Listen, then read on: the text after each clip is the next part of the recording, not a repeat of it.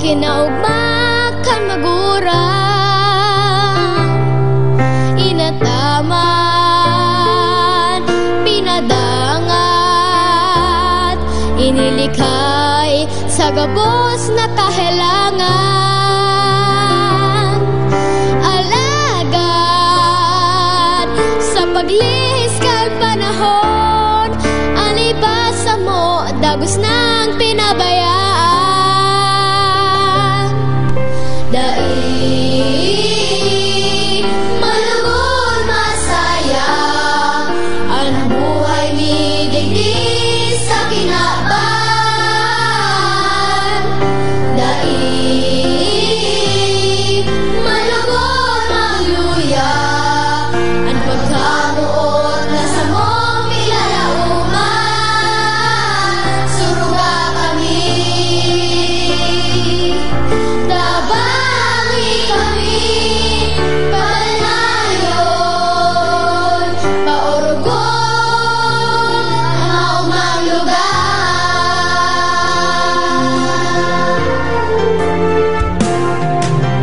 Uya kami tagian,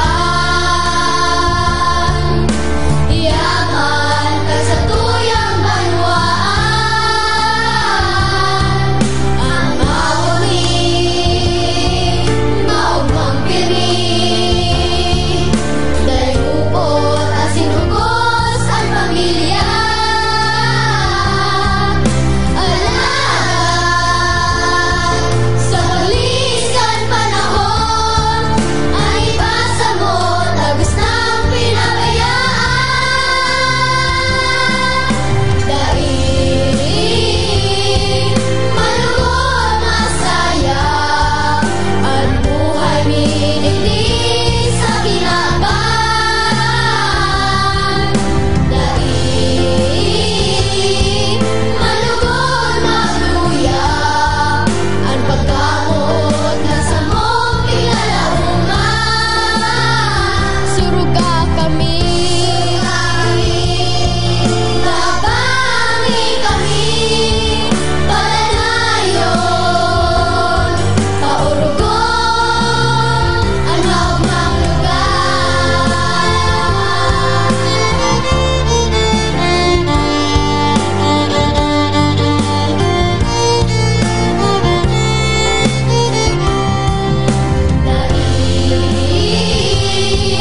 Malugod magluya ang pagkamuot na sa mong piglalauman. Suruga kami, tabangi kami, palanayon, paurugon ang maumang lugar. Tabangi kami, palanayon, paurugon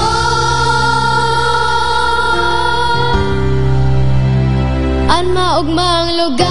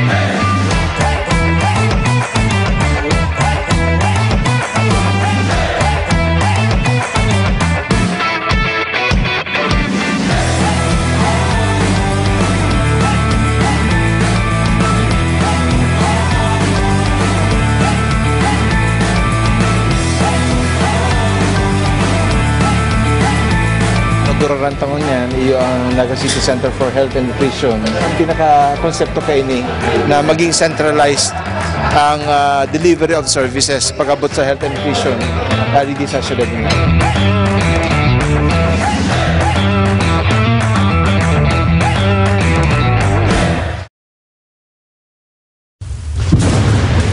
Tig-ura na naman mga tugang, kaya naglalangkaban na naman ang mga helang urog na ang dengue. Paano kita makakaiwas sa dengue? Uyan mga tips. Enot?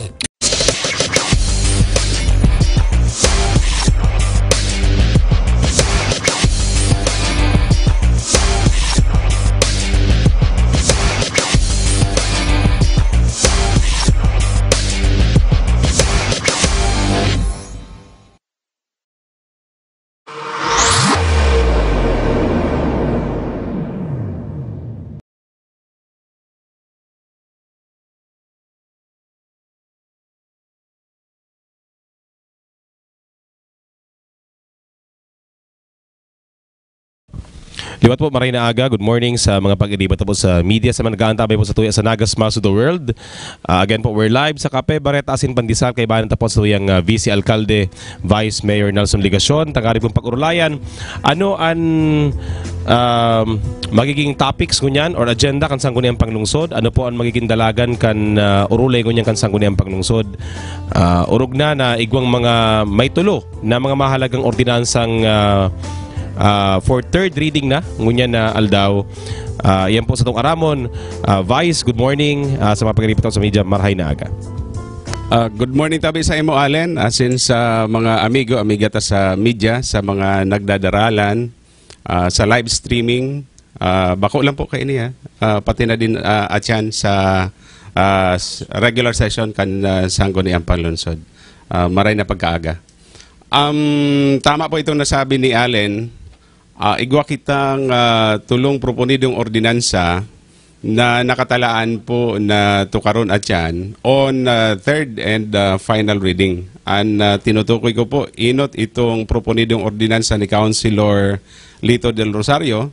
This is the ordinance providing for the terms of reference for the lease, development, and utilization of the city property in Barangay Lerma into mixed-use UB Express and PUB terminal for eastbound route. It may be recalled during the last session na decision na din po ini on second reading. Nagkaigwang botohan po.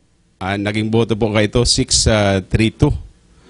But then considering na this is for third and final reading, no further deliberation or discussion will be entertained except if we are going to check on spelling, period, comma, etc. Punctuations. Yan. That's the first item under unfinished business. Si Pandua, inipman pong proponid yung ordinansa ni Councilor Jose Ranyola. This is called as the Physical Therapy and Rehabilitation Ordinance of the City of Naga. Given itong reports from city hospitals, from Bicol Medical Center and other hospitals of various injuries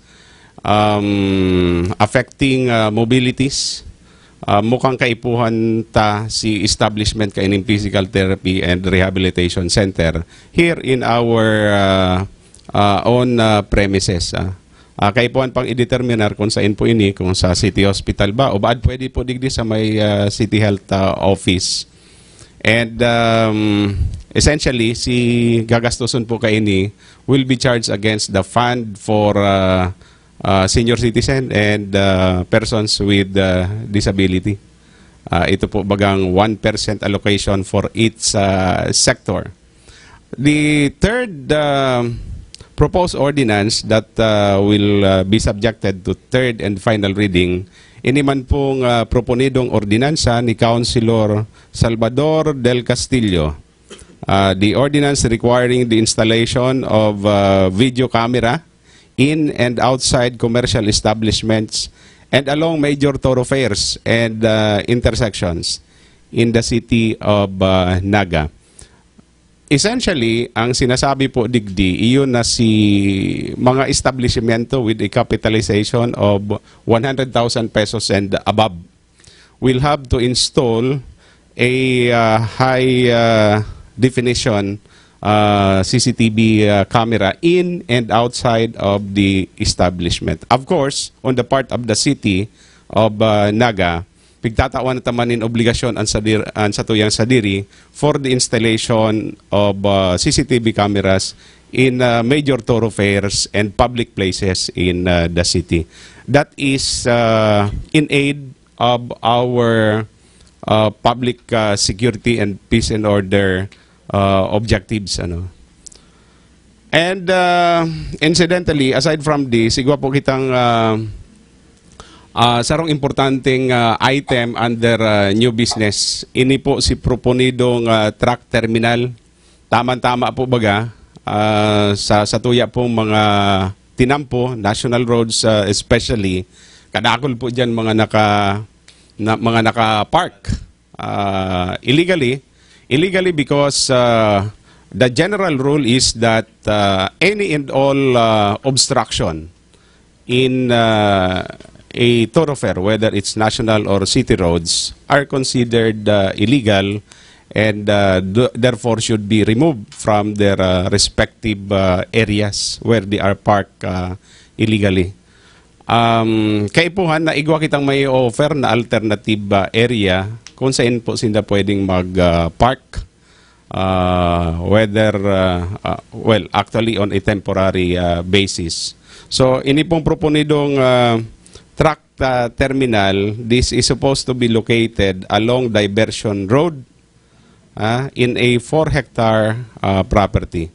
So, i-refer ta po ini sa appropriate committee and initially, ang paghiling ko po digdi, makakatabang po ini sa pag-resolver ta sa problema sa mga illegal parking, mga illegal obstructions, especially of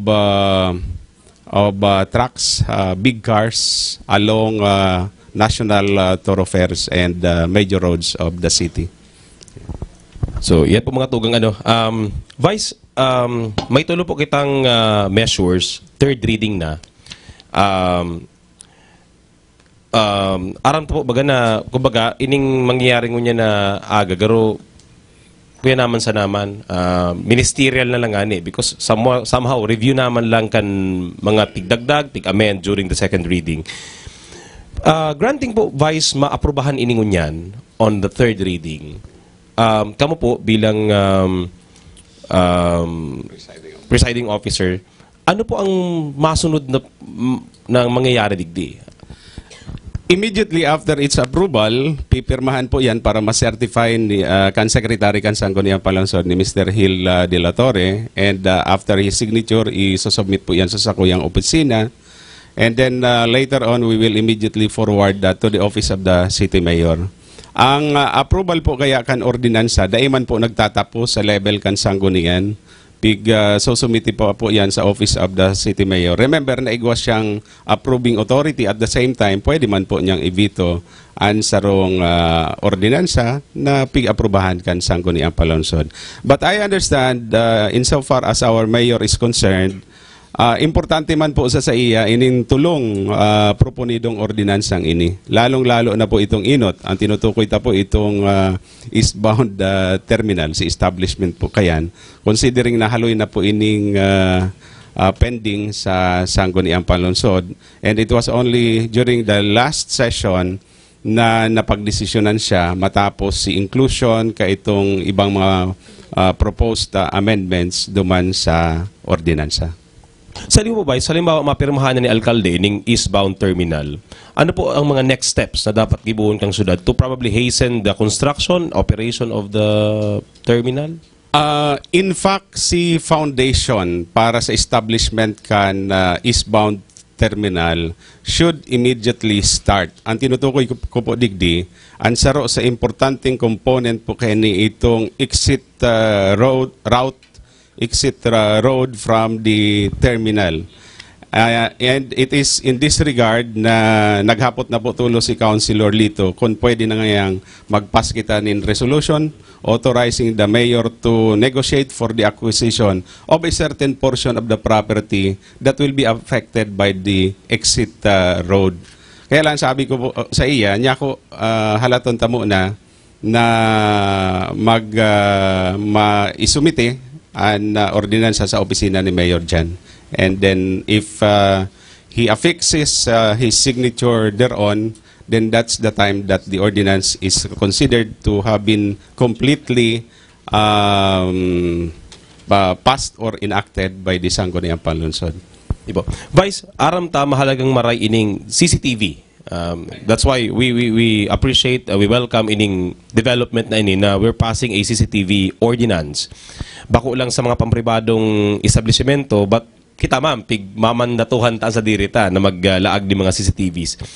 Urog na pong gayo na aram ta na ang CCTV talaga nakakatabang sa pagresolbar ng krimen, lalo na kung high definition ang kuha. Vice, siguro sa kaaraman lang kan ko yan, kan publiko, mga gurano daw po ang penalidad in the event dahil mag-utob, dahil magsunod ang sarong individual sa pag-install ng CCTV?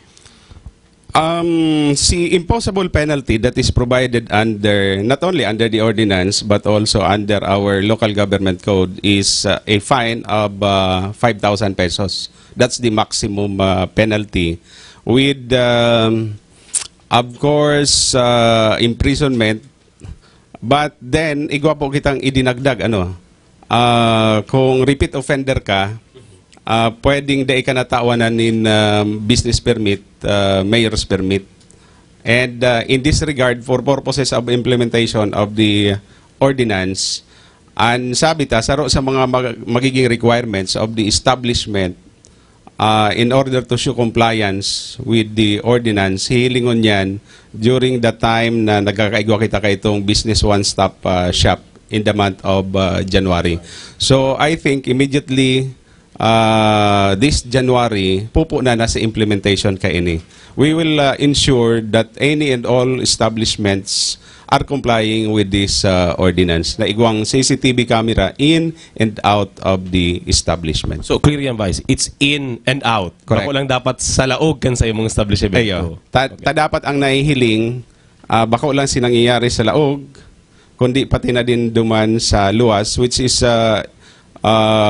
immediately within the proximity or vicinity of the establishment. Ang katuyuhan ta kay ni igwa kay ang public interest involved digdi. Pag-asigurar na mayo o kaya nababawasan si mga may mandatang kaisipan na mag-ibonin anuman na krimen sa laogan sa tuyang syudad. And in this regard, ini pong ordinansang ini, this is, I think, complementary to what the city is doing overall insofar as public safety and peace and order concerned.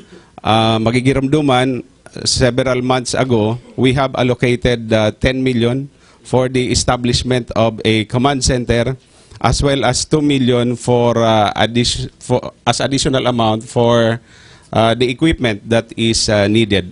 Ang gusto tatabing mangyari, Allen, saka si mga amigo ta amiga sa media, si mga nagdadaralan, iyon na igwa kitang paagi para naaaraman ang gabos na nangyayari sa satuyang syudad. And we will be connecting itong mga CCTV camera sa kada barangay digdi sa command center. So, dako lang tabang ini sa Paseo din. So, garo igo kitang Pinoy Big Brother. Garo Eye in the Sky. Eye in the Sky. Okay. So, sa mga pag-iripa to, ang aming ko si media, Joel? Ay, Joe. Joel na pati. Vice, ang kapot ko, sa nangyari pong session kang Martes, kang nakalihis, may mga attitude si Consel John Labadia. Ang kapot ko po, ano ba mayong na-break na internal rules kan Sangguniang Panlungsod si Consel John Labadia? Ako po naiintindihan ko na ang kada saro na miyembro kan Sangguniang Panglungsod may kanya-kanyang personalidad.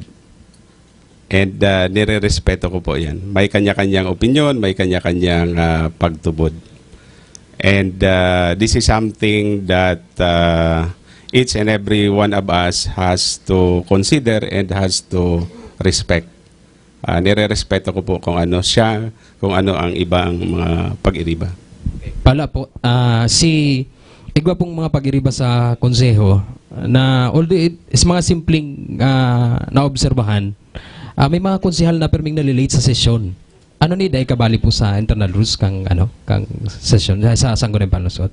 Yaon po sa rules of procedure, internal rules of procedure kan Sangguniang Panlungsod si exact time kung naarin mapoon si session. For as long as there is already a quorum, maski mayo pa si ibang mga pag-iriba, for one reason or another, we have to start with our regular session. Para po duman sa halimbawa late ka may corresponding penalty man po yan under our rules. Kung absent, igwaman din po yan. Not only under our rules but also under the local government code. And that is also being implemented. Dahil lang piga-announce pero pigi-implement po yan. Joel Jeremias.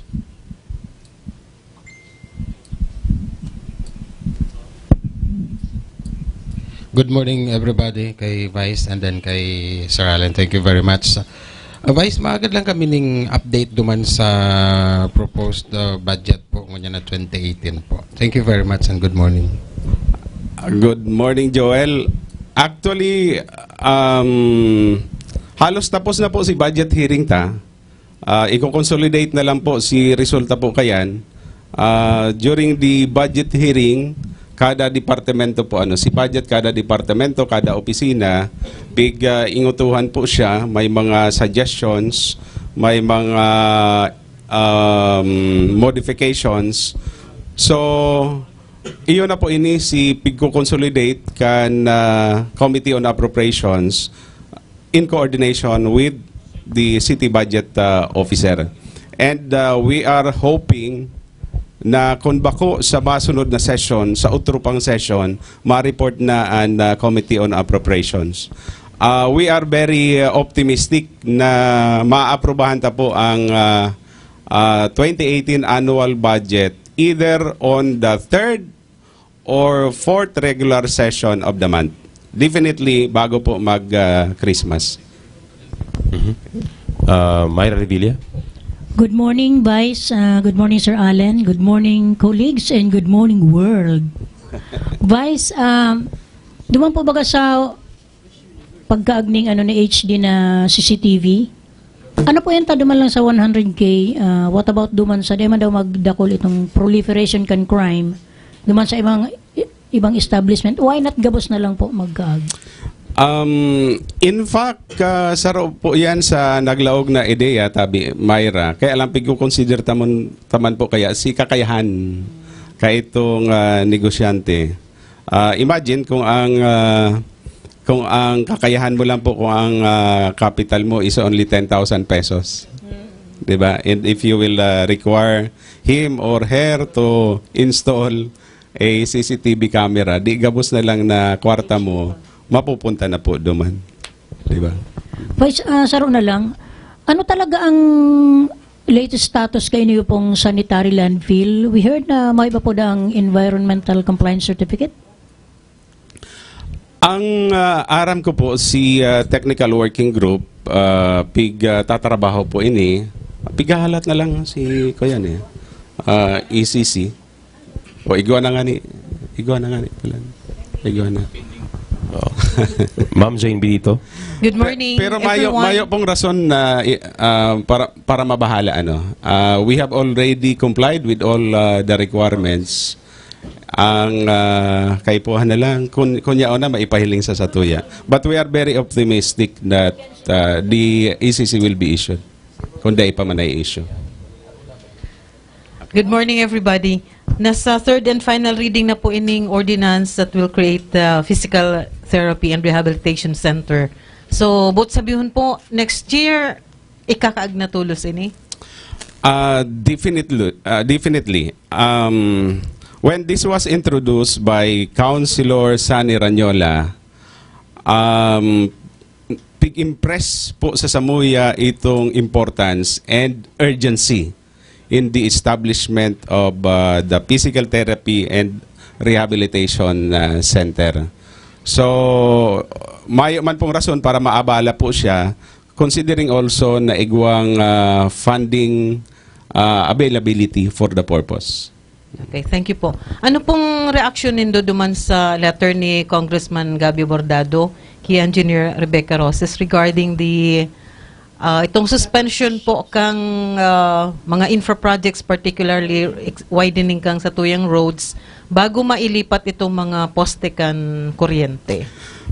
Para po kaya sa Muya, igwang mandato sa mga electric cooperatives. As in, may pressure po sa INDA na ma-relocate tulos. And our understanding is to the effect that by first quarter of next year, pupo na si relocation.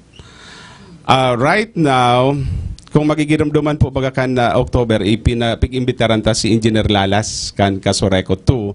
And we really impress upon him to immediately submit the budget proposal, at least for Naga alone. And ang sabi po niya, pig-confirman po ini ni Engineer Rick Ragrario, na isumiter mantulos sa district office. And kaya lang garo kaipuhan si approval kan NEA. Before the same is again, right now it's with NEA, and I think ibabalik na siya sa DPWH for final approval. Ang sabi po sa tuya, iyon na dapat kapag allocate within the year, ma-obligate itong magkakanigong kwarta for the purpose, at least tanganing ma-release na po itong 50%. And Engineer Rick Ragrario was very positive na ma-obligate talaga within the year. Otherwise,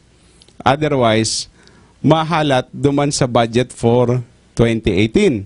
Ang problema limitado po si period na itinao ang joint circular, which is for 1 year. Diba? Now, we are working on the assumption na ma-aprobahan po siya. There is no reason why the funding requirement, funding proposal will not be approved. Kaya if that is the case, kung marirelease po si 50%, dapat by first quarter of 2018, mapo na po si relocation kaining mga electrical post na ini. So kumbaga, ang pag-uulayan tawat 1 or 2 months bago mapunan si relocation. Pero if, Vice, dadagdag lang po if we can remember, may kanakaagi po mga sesyon, may pigpasaraan sanggunian na city oversight na committee to check on the status of this relocation. Kaya po ang aram ko, garo itong, the chairman is the mayor, so most probably it will meet po within the soonest possible time as soon as the budget is released to Kasoreco 2. Ang karahayan kay ining committee na ini na pig-create Abi Allen dahil ang aasikasuhon kay ini bako lang itong national roads within the city, kundi itong iba pang tinampo major roads, major thoroughfares kung saan igwaman mga poste na yaon sa within the road right aboy na dapat man na ma-relocate. Pero kinakaipuhan na ini magkaigwaman in arrangement between the city and Kasoreco 2. Ang concern kan DPWH, ito lang na national roads within the city and other parts of the country. So, Manay Danny Arios. Thank you. Good morning, Vice. Vice, may mga road widening project ang DPWH na tapos na. Magayon po. Kundi, both side, gindi ba pong parking space kan mga may sadirin vehicle. Ini po nasa law enforcer na. But ang sabi po ni Assistant District Engineer Ragrayo, dapat at least ang City Hall o bako ng City Hall ma-regulate na maobligar ang may mga sadiring bikulo, may sadiri sidanin parking space. Dahil mag-asa duman sa tinampo, then for public use. Nagiging for private use. Ano pong may plano na ibalid duman sa mga ordinansa na maghamaponin ordinansa na strictly na dapat igwasidanin parking space kung igwasidanin bikulo?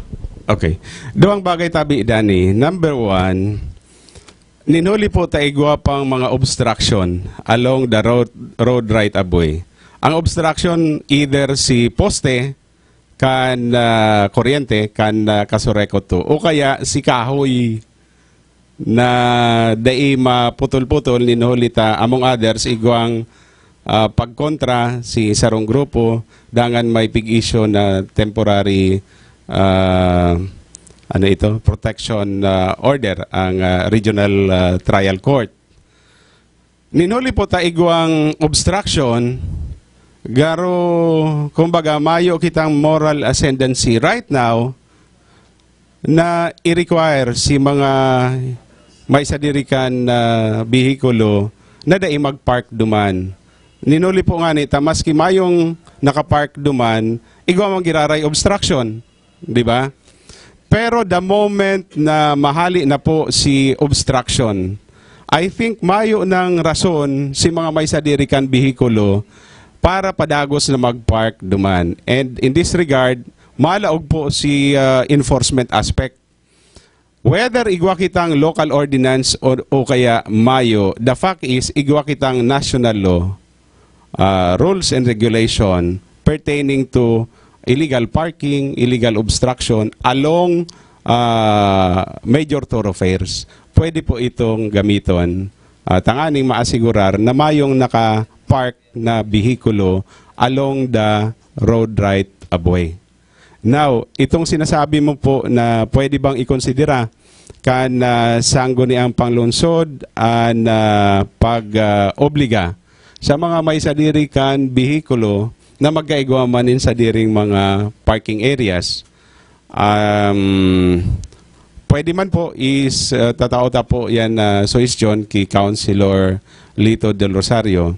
Pero I think with or without that ordinance, igwa na po kitang pwedeng gamiton na lay national o kaya regulasyon kan Land Transportation Office to ensure na mapi-free up po ang sa tuyang mga major thoroughfares. Idagdag ta pa po itong proponido ngunyan na truck terminal. Baad pwedeng ipakiulay tadigdi na bako lang truck, bako lang bus, bako lang itong pwedeng ibalidigdi ito pang ibang mga bihikulo other than what is specified in the proposal. Medyo daradakula po ito 4 hectares ang lote na tinutukoy. Baka siguro na ako makabali sa traffic code. LTFRB, sir, Vice Mayor, igwa po nin provision na dahil ka ma-issue nin franchise kung may kanin sa diring parking space kan sa imong jeep. Dapat siguro bako lang itong mga public utility vehicles ang si mga owners, operators ang i-require na searing. Pati na din po si mga mga pribadong individual na nagbabarakal nin nin auto. Dapat may pero mas maray po siguro na national law po ini. Bakong local. Okay. Other questions po?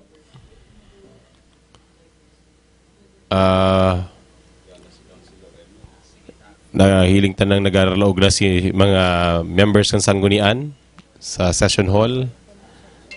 10 minutes before 9 o'clock. Joel Solina. Sir, hapot may giraray sir si update kay tung sa pagbisita nito baga sa Lapu-Lapu City. Ano na po si detailed proposal po katong kumpanya? Okay, nasabi ta po na naghahalat kita sa laog nin duwang semana. Tayo man po yan si pangako sa tuya kan presidente kan Enico and at the same time iyo po si May Sadiri kan Amri. But last week nag-contact po sa Satuya through Alain, as in sinasabi po na in the process of completing the detailed offer or proposal, as in naghahagad po ng extension of 2 weeks. So si 2 weeks, ma-expire po ito, garungon niya na si Mana. And that therefore we are expecting receipt of such offer or proposal by next week. Ito pong itong issue po duman sa sa basurahan po sa Balatas po. Garo po na delay po baga ning itong problema po duman sa contractor da po. May plano po kita ka sir na hapagon tong contractor nagkaigwa siya ng delay almost 1 month da po ito. Pigkolta na po kayan si attention ni Engineer Joel Martin, ni Engineer Chito Palmiano IV. Ma-expect po kita ng recommendation hali po sa SAINDA.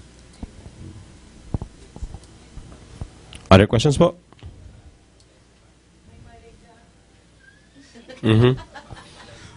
Allen, incidentally, nagrereklamo ang mga amiga sa media.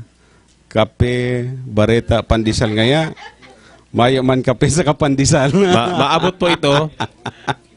Kuya na po kaya, very obvious pati, mayo man nahihiling. Re-remind me na po siyang kape burger.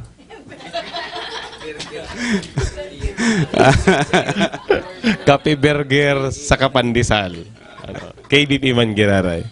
So, kung may na pong ibang hapot, we'll mapaaro na po kita sa KBP para po sa mga live sa pag-iriba sa media makalaog naman. So sa karon po kan Sepio kan Sangguniang Panglungsod, salamat po Vice giraray sa pag-iriba sa KBP, mga pag-iriba sa media. Good morning po and see you next week sa saropang edisyon kang KBP Kape, Bareta, Asin Pandesal digi sa Sepio. Mabalas po.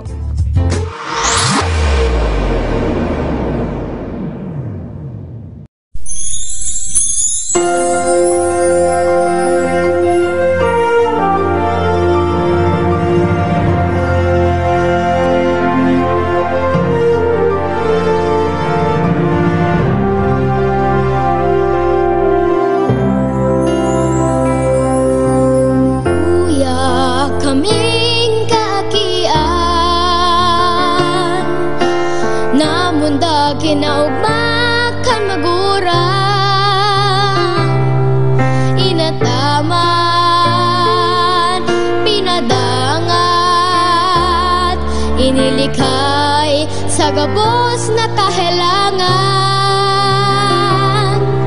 alagad sa paglihis kay panahon, alibasa mo dagos ng pinabayaan. Daig malugod masayang ang buhay mi digdi sa kinabang.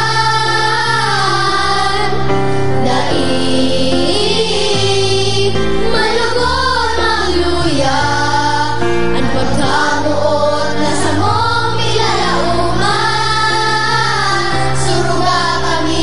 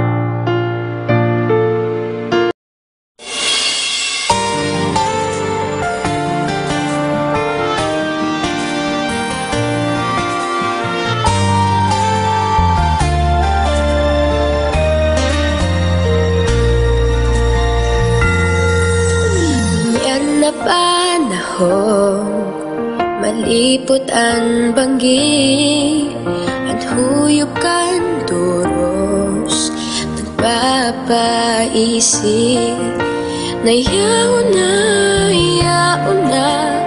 ang hinahalat niya to, pagkamundag ni Jesu Kristo. Uyan na naman ang kapaskuhan, sa mga harong nakabiritay ang paron, nagkikiriman kiman mga ilaw na tekulo, lakaw digdi, lakaw duman, mga aging nangangarot. Merry Christmas, Merry Christmas, ang sa tuyang ikuraw. Merry Christmas, Merry Christmas, sa tuyang ikanta.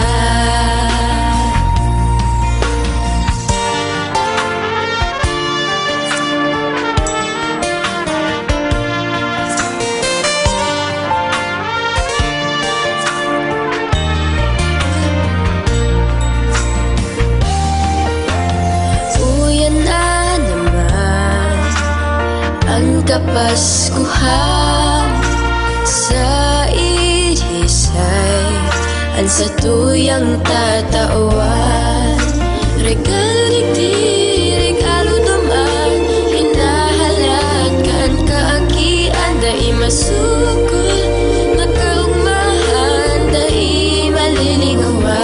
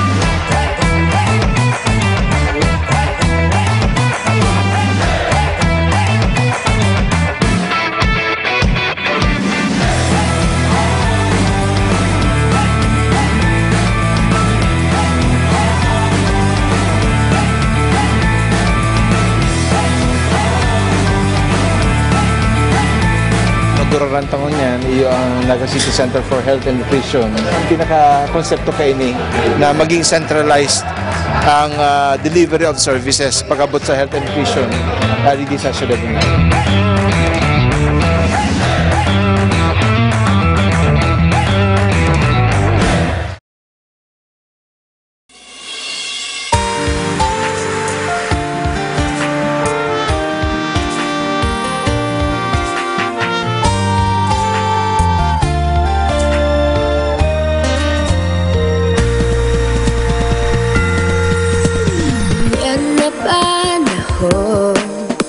Malipot ang banggi, at huyop kan duros, nagpapaisip na yaon na ang hinahalat niya to, pagkamundag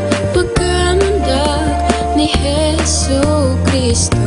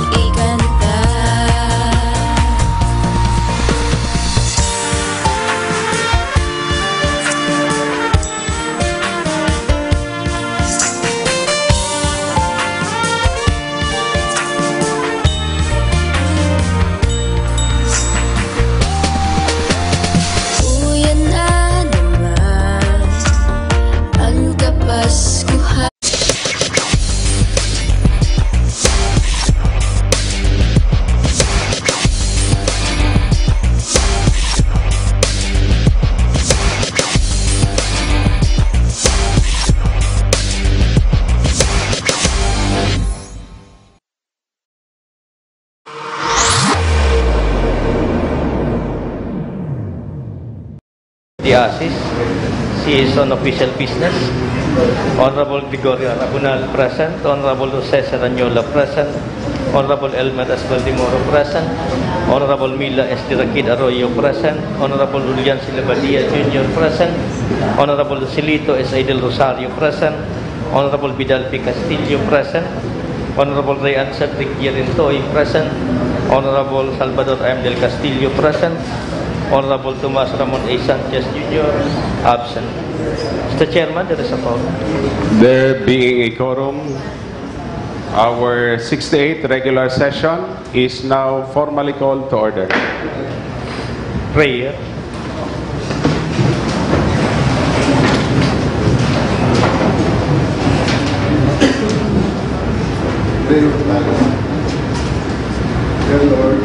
Dear Lord, as we celebrate the tables, illustrate the day of today's Ezra, give us wisdom to overcome. Give us the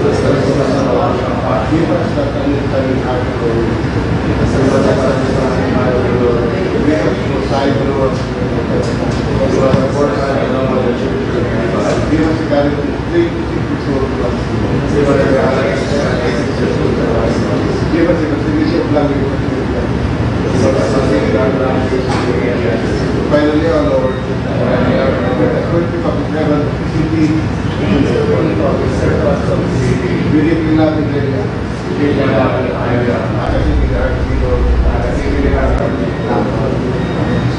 Pembahasan awal.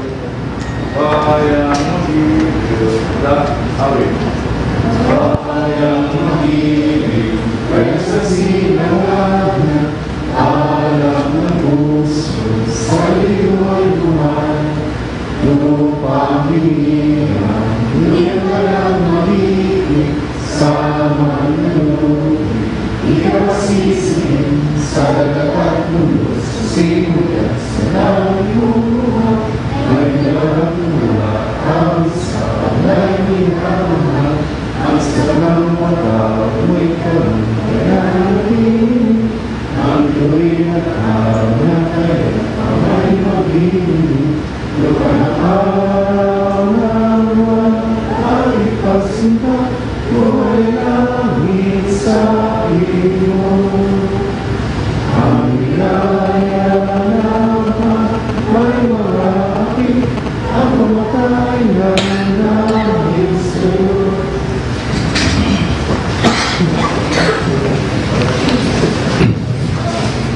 Again, good morning. We wish to acknowledge the presence of the students from CCDI, Computer Communication Development Institute. They are the senior high school students of the said educational institution, headed by Miss Joanna Joy Arcalas. And also the Barangay Council for Protection of Children of Bagumbayan Norte, headed by Barangay Kagawad Lulit Nantes. Welcome to the session hall of the Sangguniang Panlungsod. We also acknowledge the presence of Engineer Robencia. Next item. Privilege time. Anyone? Councilor Elmer Baldimoro.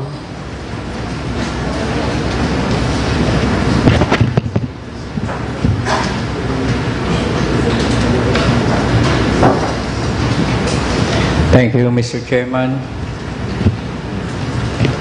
My colleagues in the Sangguniang Panlungsod, especially to Councilor Rayan Cedric Rintoy, who recently completed the 7 modules for 10 months of the Young Leaders for Good Governance Fellowship program conducted by the Jesse M. Robredo Foundation.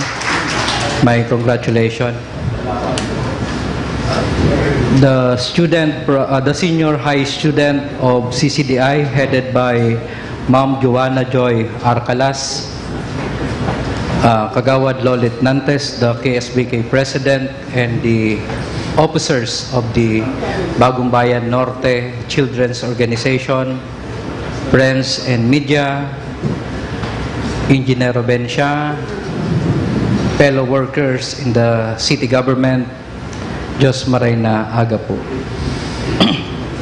First, just want to thank the Sangguniang Panglungsod for attending and supporting the activities during the Children's Month celebration. And also, Mr. Chair, we have visitors coming from Bagong Bayan Norte. Bagong Bayan Norte is the third most child-friendly barangay in Naga. And let me acknowledge the presence of the Barangay Children's Organization, who headed by their president, Jancel Ashley Mina, makitindog para ma-acknowledge, Vice President Jan Lozano, Secretary Jenny San Juan, Treasurer Micah Luis Ularte, PIO Monica Rivera, Auditor Christian Mac Rivera, Business Manager John Mark Amador and Jean Rose Santiago, Sergeant at Arms J.M. Balyon, and Billie Jean Bascones. Their muse is Jasmine Caril Valle, and their escort is Nino Beltran. So, sinda po itong officers kang Barangay Children Organization kang Bagong Bayan Norte na pig-iba po sa to ni Kagawad Lolet Nantes, ang chairman kang Committee on Children, to observe our regular session. Iga po sindang benchmarking ngunyan. They will proceed after this to JMR Museum and other facilities. So, thank you very much po, Giraray, sa pagdigdi sa Samuya. Another, Mr. Chair, may I request our colleague to pass a resolution congratulating the winners, that the top 10 winners for the search for most child-friendly barangay. The number 1, Mr. Chair, is Habang. Number 2 is Dinaga. Number 3 is Bagong Bayan Norte. Number 4 is Del Rosario. Number 5, Abella. Number 6, Santa Cruz. Number 7, Balatas. Number 8, Lerma. Number 9, Carolina. And number 10, Concepcion Grande. So, and Tabuco, Mr. Chair, is also a recipient of the award, being the score in the evaluation is more than 75%. So pasado po sila. And lastly, Mr. Chair, may I request that in the next session to invite Mr. Alex Santos, the head of the ACTO, on the resolution that was passed on January 5, 2016. This pertains to the resolution directing the Arts, Culture and Tourism Office of the City of Naga to conduct feasibility study relative to the construction of an Andres Bonifacio Monument. As we all know, Mr. Chairman, that this coming November 30, Andres Bonifacio, this will be the Andres Bonifacio Day. So I would like to request on the next regular session for the ACTO to render a report on the possibility of installation of Andres Bonifacio Monument here in the City Hall. Thank you, Mr. Chairman. Mabuhay po ang kaakian kang Naga, maugmang bulan kang kaakian. Thank you, Councilor Elmer Baldemoro. Any other privileged speech? We proceed to the next item. Reading and approval of the order of business. Again, Councilor Baldemoro. Thank you, Mr. Chair. May I move to dispense the reading of the order of business with the following inclusion. As item number 2 of the special business or order is the resolution of the Sangguniang Barangay of Concepcion Grande requesting financial assistance for the week-long celebration of Barangay Fiesta. Another, Mr. Chair, item number 3 of the special business order is the resolution of Barangay Peña Francia requesting for financial assistance pertaining to the Barangay Week celebration. Also, Mr. Chair, under SBO is the matter of the privileged speech of this representation. Item number 8 of the unfinished business is the proposed resolution constituting the Human Resource Merit Promotion and Selection Board of the City Government of Naga to perform the function provided under the 2017 Omnibus Rules on Appointments and Other Human Resource Action issued by the Civil Service Commission. Item number 9 is letter from the City Assessor pertaining to the copy of the deed of donation on the site owned by the City Government of Naga. Item number 10 of the unfinished business is the letter from Engineer Rolando Campillos requesting for passage of a resolution authorizing the City Mayor to enter into a MOA with National Housing Authority for the land development of Mabolo Home Subdivision. Item number 11 is the submitted resolution of the NCPC requesting the Sangguniang Panglungsod to reissue the submission of accredited civil society organization for the year-end accomplishment report. Item number 10, also a letter from Engineer Campillos requesting the rectification of attached MOA entered into by the City Government of Naga and the National Housing Authority regarding the land development of Isarug Heights Subdivision at Barangay Carolina. Item number 13 is the letter from the City Mayor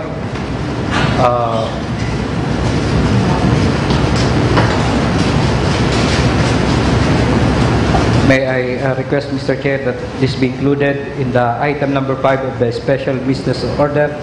There is a marking as urgent regarding the MOA made and entered into the City Government of Naga and the SM Prime Holdings for ratification as item number 5 of the special business order.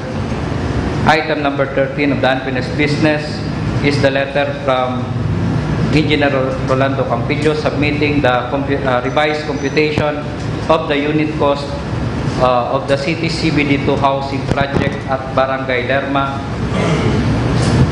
Item number 14 is the letter from the SP Secretary regarding the Trimobile franchise. And item number 15, Mr. Chair, as requested by the Honorable Mila Rakid Arroyo, if the body is amenable, the committee report on the Committee on Land Use and also the Committee on City Properties. Under other matter, Mr. Chair, item number 4 is the notice of hearing for the applicant Baycoms Broadcasting Corporation. And item number 5 is also a notice of hearing of the Telecommunication Technology Solution Incorporated. I so move for its approval, Mr. Chair. Any second? Yes, Councilor Rakid Arroyo.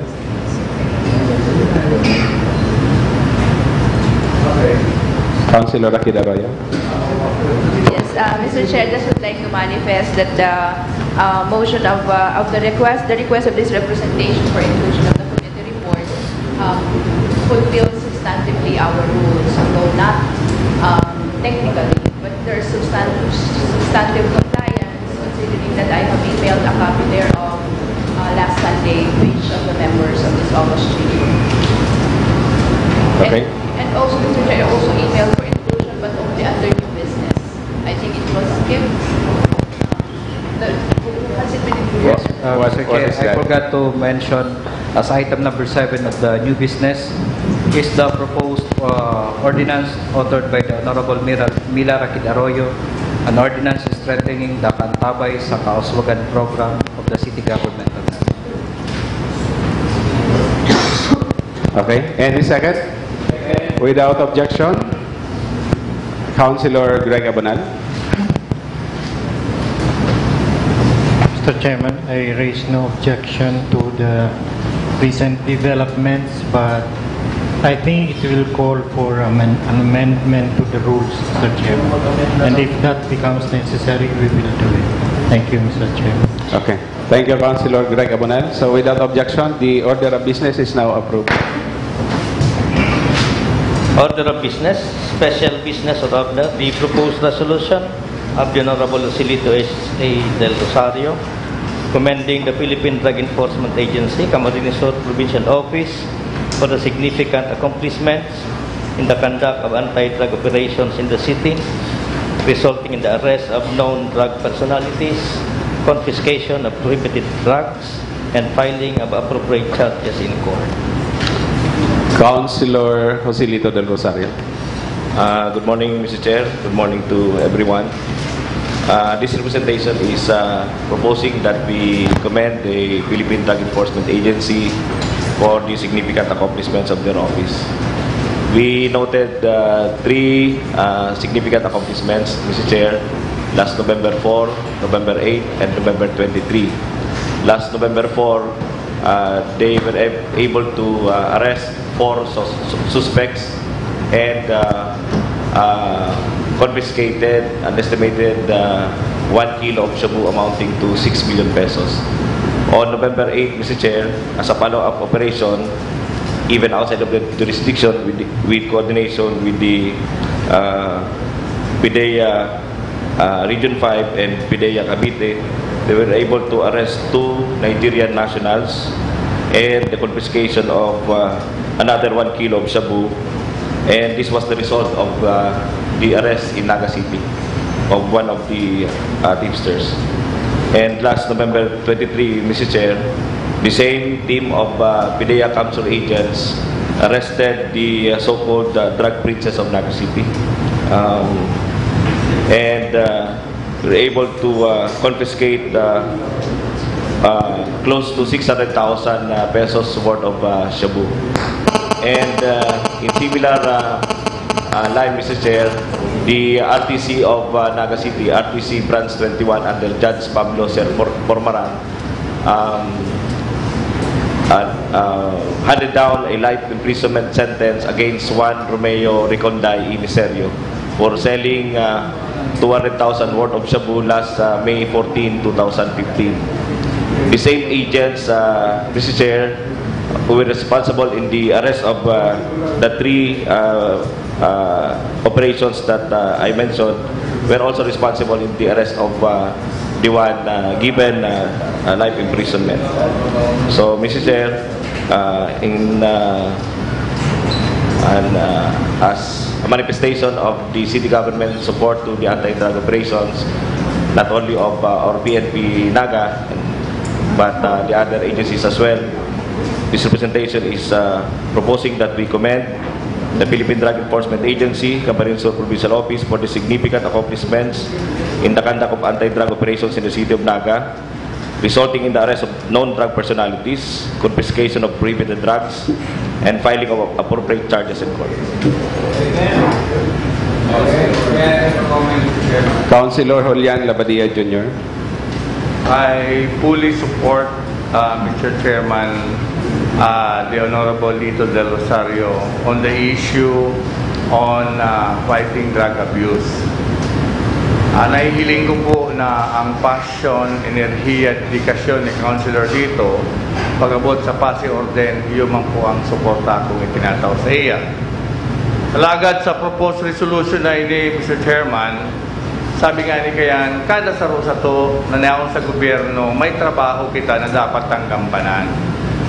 Ang pagtaong gumendasyon sa grupo kang PIDEA, siguro dahil na pa napapanahon, Mr. Chairman, considering na kadakol pa kitang dapat itaong i-resolver sa issue kang drugs issue digdi sa probinsya ng Camarines Sur, lalo-lalo na digdi sa syudad ng Naga, Mr. Chairman. Kaya kung nakikiulay ako, Mr. Chairman, mas maray ko ta na kung ining particular na proposed resolutions, data pagpurutuhan, alagad ilay on the table ta para sa mga maarabot na aldaw na mas lalo magtrabaho. Base sa kuya, Mr. Chairman, sabi ko manikayan, I fully support ang laban sa illegal na droga. Ang problema ko lang, Mr. Chairman, is pagtaon na ng commendation na nahihiling ko may mga problema pa kita. Kaya pakiulay man sa lang, Mr. Chairman, dahil arap ta, pinagalan ni big research, gabos, baka later on, Mr. Chairman, we can even give commendation to the judge who convicted the drug addict or related sa mga issue kaya yung sa prohibited drugs. Kaya Mr. Chairman, sa kuya, I commend the Honorable Lito del Rosario sa iyang passion, dedikasyon, enerhiya, pero nakikiulay ako, Mr. Chairman, na tala muna ini yung pagtaong komendasyon sa PIDEA, Mr. Chairman. Any comment or reaction from the proponent? Thank you, Mr. Chair. Thank you, Councilor June. But I think the giving of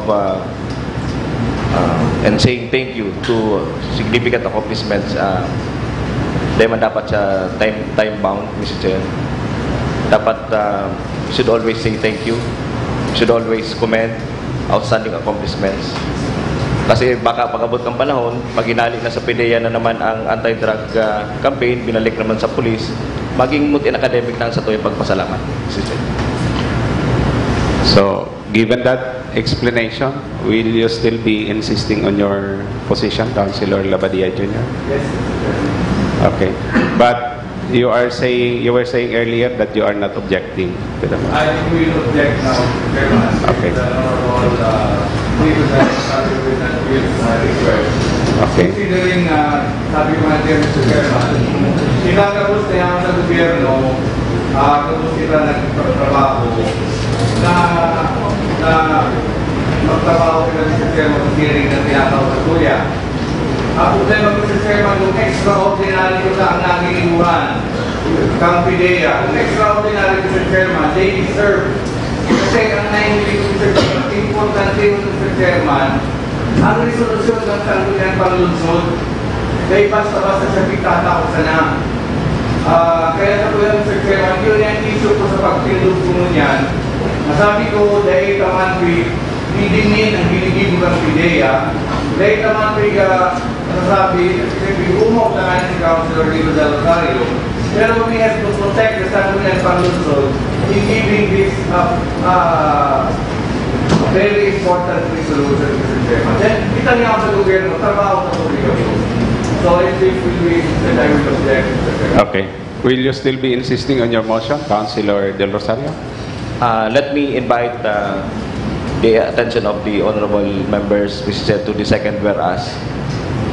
I think one outstanding accomplishment of the PIDEA Kamsu, they went out of their way, they proceeded to Cavite in coordination with the other PIDEA agencies, PIDEA offices.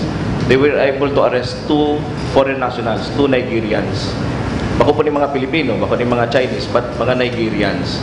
So the mere fact na naka-aresto sinda ni mga bakong Pilipino, mga foreign nationals na involved sa droga, and substantial po si amount na nakuha nila, 1 kilo worth of shabu. I think this went a long way. They went out of their way in order to curtail the proliferation of illegal drugs, even outside of their territorial boundary, Mr. Chair. Okay. Thank you, Councilor Del Rosario. We will allow first the Honorable Rakit Arroyo. Yes, thank you, Mr. Chair. Actually, mine is an appeal to the Honorable Councilor Labadia.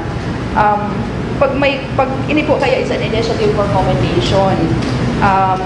Pag barangay kita, pero maski manggana pa sa commendation vote, pero mandatan na kasi pag-objectan na. Pero sa iling ko rin, Mr. Chair, there's also merit in the points raised by the Honorable Labadia.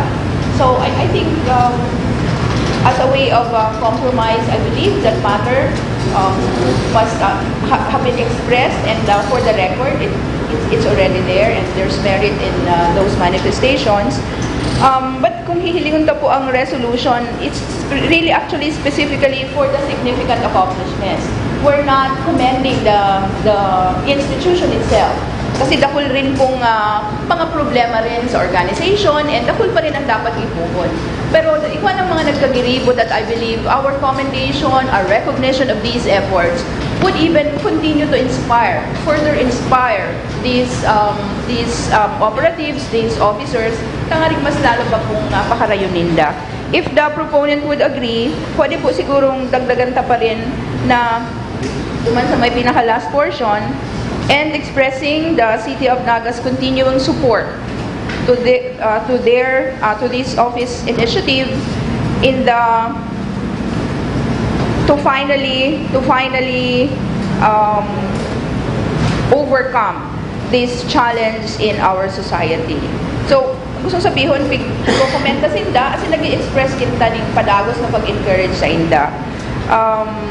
Para sa kulang, garuman data lang kayang buburutohan ta is a commendation. Garuman lang yan congratulatory, garuman lang yan condolence. Na dapat siguro unanimous kita is either da ipaitao or itauta na da ipiburutohan. So, I believe my point in raising is to appeal to the Honorable Labadia, Mr. Chairman. The Honorable Julian Labadia Jr. Mr. Chairman, ang problema ko, though nagduman sila, going out of their way, going to Region 4A ata, nagdakop ng ano. Ang problema ko kaya sa Mr. Chairman, naglilibot ako sa mga pamilya-pamilya, nakakaulay ko. Ang perming issue tungkol sa drugs is, ang inaakot sa kuya, anong nangagawad Labadia ang iniipunin do? Sa hanggang nun yan, ining Peña Francia Isla, yung mga iraray ang pinagkakalian. Yan issue ngayon si Chairman, dahil malinaw hanggang ngayon sa kung paano, dahil pakuman ako sa PNP, pakuman ako sa PIDEA. Pero nagigibo kitang paraan. Ngunyan, kung magibo kita rin sa resolusyon, napig-uumaw na sila kasi ng trabaho. Na trabaho naman yan, trabaho maninda yan. Pero ang hapot na naman, may pig... parang anong word na pwedeng gamiton. Saka, iyan, Mr. Chairman, kung hihilingon mo ang Naga, kadapot pang dapat i-resolver dyan. Dapat iyan ang mag-inspire sa inyo, Mr. Chairman, na lalo magtrabaho, na labanan tayo yung illegal na droga. Kaya sa kuya, Mr. Chairman, apwera nga ni katong dakulang programa na dapat tutaan na, maski mag-executive session kita, kaulayan kita kang PIDEA, ano ang ginigibo nito sa Naga para mawaray niyo? Kasi ang mga araw niyo, Mr. Chairman, ganoon man lang yan sa sabi nga ni Ken, nadadangog naman yan sa illegal na sugal, madakop lang sa rock, tapos na, maugma na. Pero ini yung Mr. Chairman, ganoon araw kanya ang paghiling ko na may nadakop na araw kayo ni, and then pigkomenta na. So sa kuya, Mr. Chairman, I will insist na kung pwedeng ipasar mo yan dahil nga dahil napapanahon, lalong-lalo na, Mr. Chairman, kadakol problema sa illegal na droga dito sa siyudad ng Naga. Thank you, Lord Julian Labadia Jr. The Honorable Rakit Arroyo is suggesting a modification on the second part of the dispositive portion. Are you amenable to that, Councilor Joselito Del Rosario? This representation is amenable to the proposed modification, Mr. Chair. And notwithstanding the objection of Councilor Julian Labadia Jr., you are still insisting on your motion? Yes, Mr. Chair. In which case, we will have to decide. Councilor Greg Abonal. Mr. Chairman, sa kuya po, tuyawon ang dapat tuyawon, umawon ang dapat umawon. Thank you, Mr. Chairman. Thank you, Councilor Greg Abonal. So, given all your respective positions already expressed before this session, those in favor of the motion, kindly raise your right hand. 1, 2, 3, 4, 5, 6, 7. Those against? 1. By a vote of 7 in favor and 1 against, the motion is considered approved. Councilor Greg Abonal. Sir Chairman, may we know whether, like, this will likewise be awarded in public during the assembly? And if so, will the agents come without mask and anything else? May we know? In fact, that is also my concern, given that agents are not supposed to be known publicly. So, what's the plan, Councilor Lito de Rosario? Mr. Chair, we just give them the commendation sa opisina po nila. This representation is not after the flag raising ceremony. Okay. Okay. So we proceed to the next item.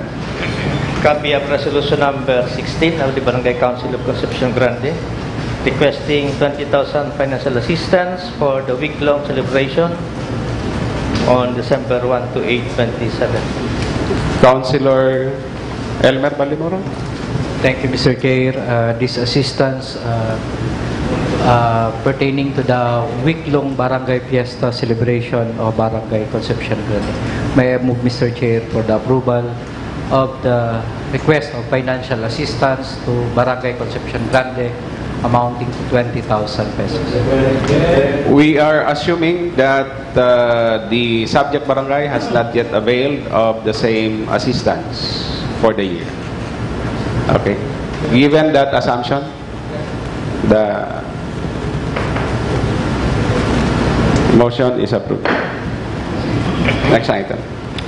The resolution number 17-1009 Barangay Peña Francia requesting financial assistance, setting the schedule of the proposed 57th Barangay Week celebration for December 2017 and seeking financial assistance. The Vice Chairman of the Committee on Appropriations, the Honorable Greg Abonal.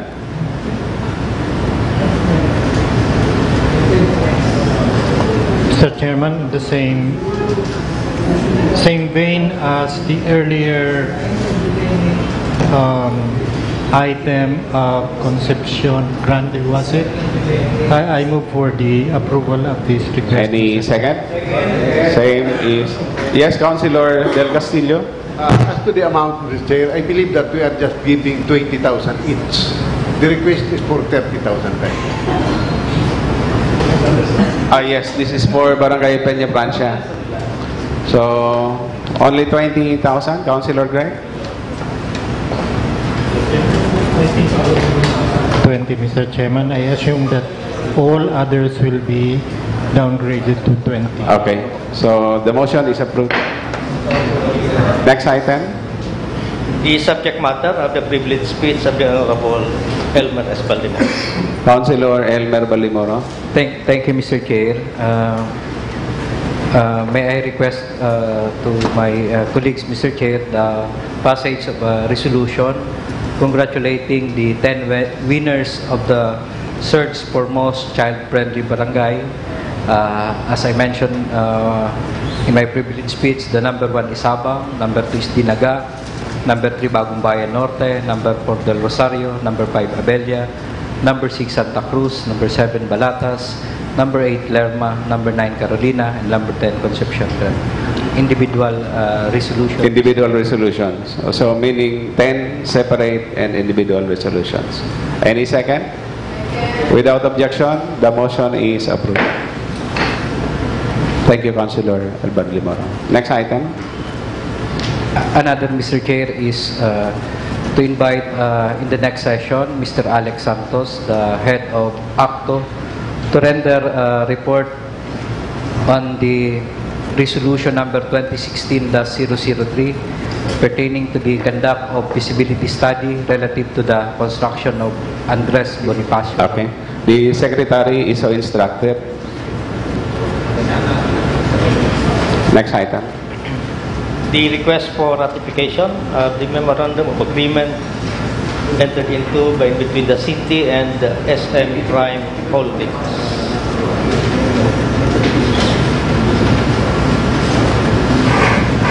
Councilor Greg Abonal. Mr. Chairman, we passed a resolution recommending to the city mayor to negotiate for at least 2 items in the memorandum of agreement. It appears that those 2 items have not been included. And since we are seeing this matter only today, may I move that this be deferred for next session as unfinished business. Okay, so this will be considered during the next regular session under unfinished business. Okay. Next item. Unfinished business, the proposed ordinance of the Honorable Joselito Isay del Rosario, providing for the terms of reference for the lease, development, and utilization of the city property in Barangay Lerma into mixed-use UB Express and PUJ terminal for eastbound roads. Councilor Del Rosario. Good morning again, Mrs. Chair. During the last session, several members of the Sangguniang requested that their suggestions be incorporated.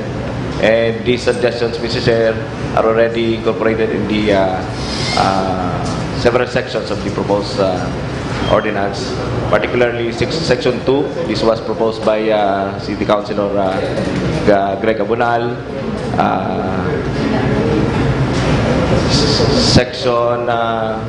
Section 9, as proposed by Section 2, Councilor Miles. Section 9, Councilor Greg. And the other suggestion was proposed by Councilor Miles. I therefore move, Mr. Chair, that we approve on the third and final reading the proposed terms of reference for the lease, development, and utilization of the city property in Barangay Lerma into mixed-use UB Express and PU terminal for eastbound routes. Any second? Is there an objection? Okay, there being an objection, those in favor of the motion, kindly raise your right hand. 1, 2, 3, 4, 5, 6. Those against? 2. Is there an abstention?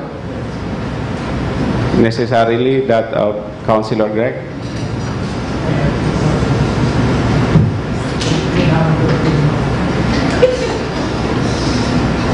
Okay.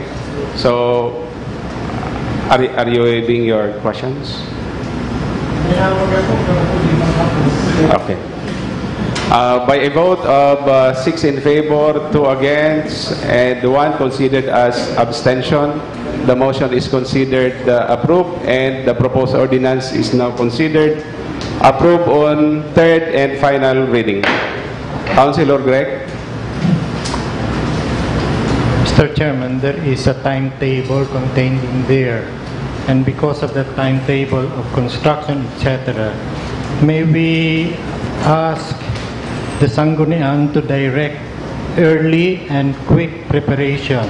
Number 1, can we ask the whichever office to prepare for the costing?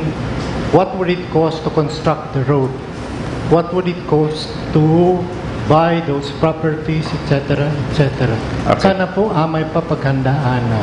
Okay. Kadwa po, Mr. Chairman, sana paghandaan naman ng housing or whatever, what would it cost individually and collectively to transfer those people from one place to the other?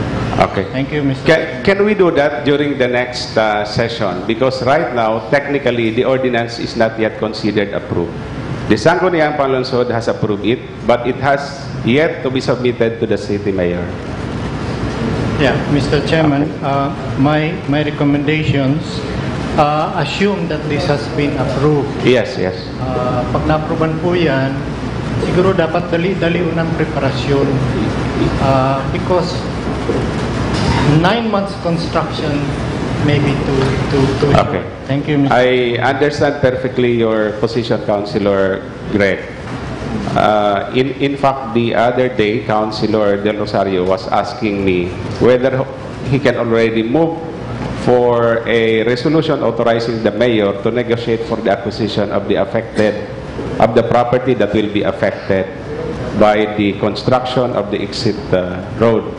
My answer to him was the same statement I gave you earlier, and that is technically the ordinance is not yet considered approved without the signature of the mayor.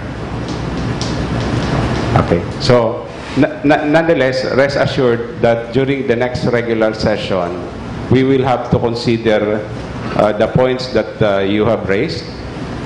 We will have to direct the City Appraisal Committee to appraise the subject property that will be affected. We will have to issue the necessary authority, and we will have also to instruct the concerned offices to prepare a cost estimate for the construction of the road. Because with or without the terminal, I think the construction of this road is very necessary in the area. So if it is all right, we just talk about this matter during the next regular session. Councilor Julian Labadia Jr. Yes, Mr. Chairman, clarification lang po. If the mayor will sign the ordinance, meaning Mr. Chairman, ordinance na siya, ang hapot ko lang, Mr. Chairman, malinaw duman sa nagluluwas na mga suggestion na dai magkakaigwa ng bidding of this area until they kompleto si gabos na road right of way. Kasi Mr. Chairman, ang hadita baka magpa-bidding na mga puda na kaya na magigibuo niyang terminal, pero they malinaw kung saan maaragi sa ng tinampo ang in and out. Aram naman, Mr. Chairman, ang pinaka-issue is traffic, aside from the issue I'm being raised. Well, I think the ordinance is already clear, and once approved, it will take its course. It will have to be implemented. We can exercise our oversight function in seeing to it that all the conditions therein provided are duly complied. Councilor Rakid Arroyo. Yes, Mr. Chair, I noticed just now that number 6 in originally section 12 is not anymore there. This section 6 talks about the resettlement of the affected families will be in that same area allocated for them. That resettlement in other sites will be made only if it is not sufficient. I don't see it there anymore, Mr. Chair, and that section is not sufficiently respond to the amendment that I sought included and accepted by the author. If I recall it right, a modification was suggested by Councilor Greg Abunal, and that is already found in section 9. Yes, Mr. Chair, but including that provision, it does not respond to that provision, Mr. Chair, as to where the relocation will be. That was in fact a concern that this representation brought out in recommending certain amendments. It's not there anymore.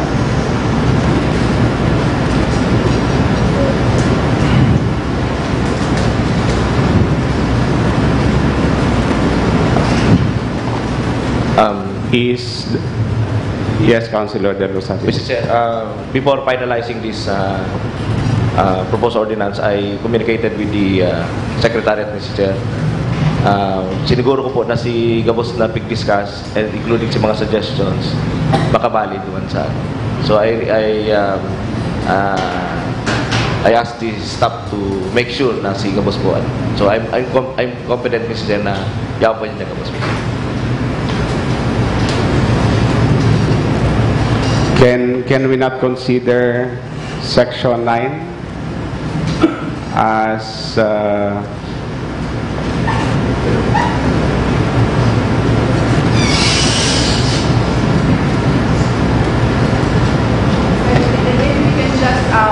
add, Mr. Chair, this phrase after the term relocated. After the term, Relocated, property shall have been properly relocated in the 2,000 square meter portion thereof. In the 2,000 square meter portion thereof, because we're talking of the same property, Mr. Chairman. The leased property must commence in 1 month, so on and so forth, shall have been relocated in the 2,000 square meter portion thereof.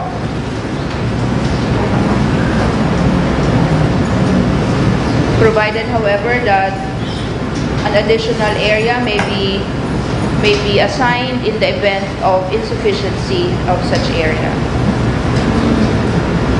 Kasi that was the phrase that we included in the original proposed amendment. That will be relocated in the 2,000 square meter portion of the property, and resettlement in other area will be effective only if such area will not be sufficient. okay. Number one, are we reconsidering our approval of the ordinance on third and final reading?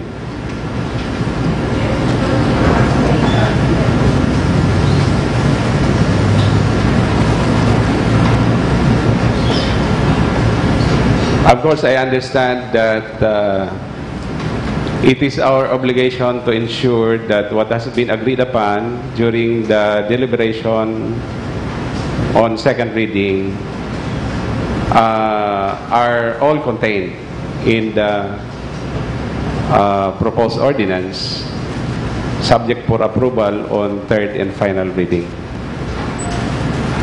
But if we are saying that such proposed modifications are actually already contained, then there may be no need for any further modification, especially so that the ordinance was already considered approved.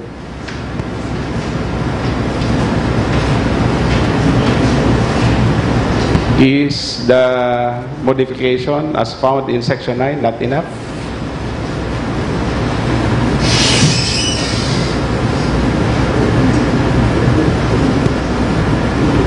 Necessarily all those occupants or residents in the area that will be affected by the construction of the proposed terminal will have to be relocated.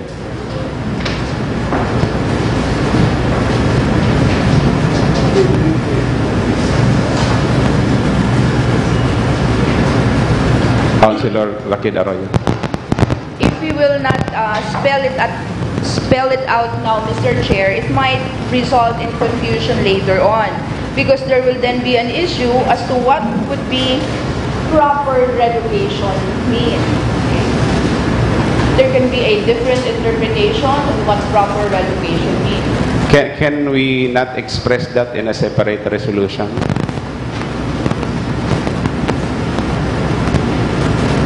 Why did we not contain it in this ordinance, Mr. Chair? Because of technicality. Just because we have to give the presiding officer has already banked the governor for approving the ordinance. We will leave it to you. Okay. Councilor Del Rosario. Again, Mr. Chair, this representation communicated with the Secretariat in order that all the inputs as discussed during the past session be. But would you agree to the further modification of Section 9 as proposed by Councilor Rakid Arroyo?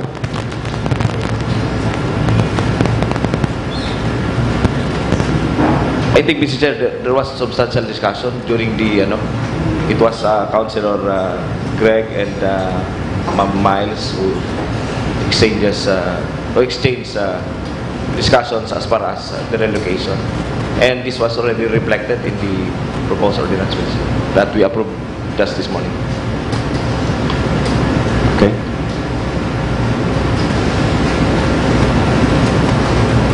one recourse is for us to pass a resolution.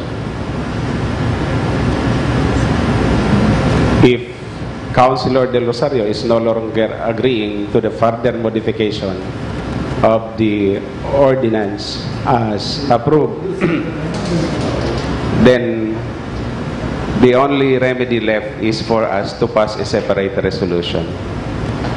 Councilor Greg Abonal. Immediately on this matter, Mr. Chairman,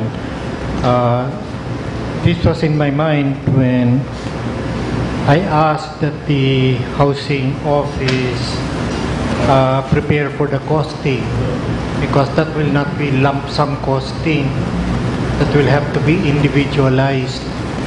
The cost per household where it is going will be mentioned and the cost will vary. I think when that one comes, Mr. Chairman, then the details can come out. I remember that in the last meeting where we had this, Councilor Miles had the same idea but in different terms. And I remember that there were names of places there. But because there were two expressions, we were asked to choose. And apparently the Sangguniang chose this version. But the understanding is that indeed the places that were mentioned and any other place that can be a relocation are to be considered proper relocation. Second, Mr. Chairman, earlier it was mentioned that there can be no bidding until they are all relocated. I'm sorry, that was not in my mind. My mind is that ratification, in other words, bidding can go on, but ratification by the Sangguniang shall occur only when this condition is met. It's not before bidding. The relocation is not before bidding. The relocation is before ratification. Thank you, Mr. Chairman. Okay. So, Councilor Miles.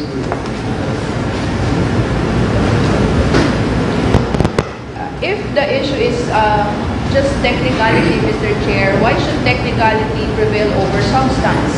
If we all agree that that was our agreement, the inclusion of that particular proviso, and it's not here now, then why can we not include it?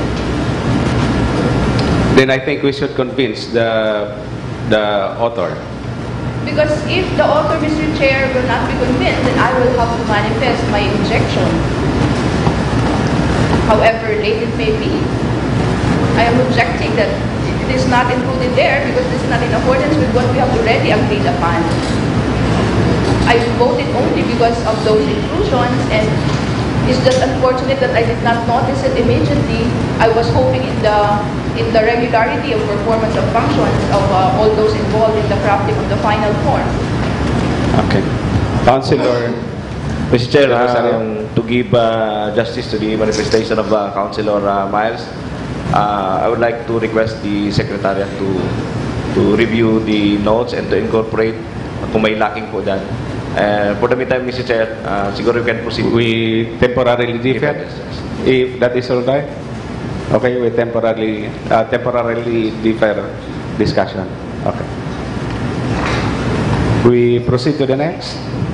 Proposed ordinance is sponsored by Honorable Jose Serranyola and Senior Citizen Councilor Herminia Morada, establishing a physical therapy and rehabilitation center in the city, creating the Naga City Physical Therapy and Rehabilitation Committee, defining its composition, duties and functions, and appropriating funds for the purpose.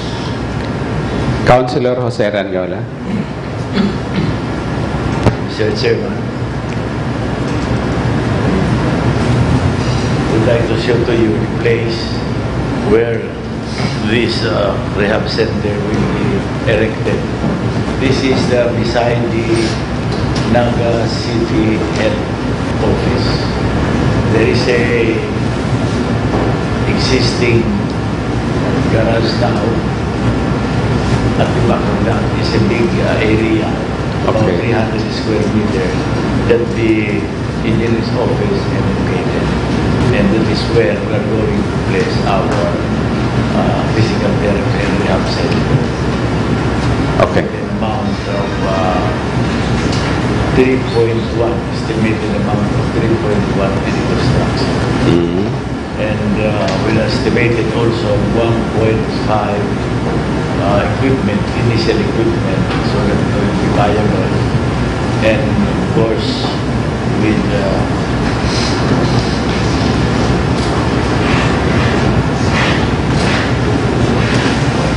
3 physical therapies at the rate of 7,730, salary grade 10, 1 job for the receptionist and 1 utility worker that will compose this office. Are we including in the proposed ordinance the creation of certain positions? Yes. Okay. Although that is not yet found in the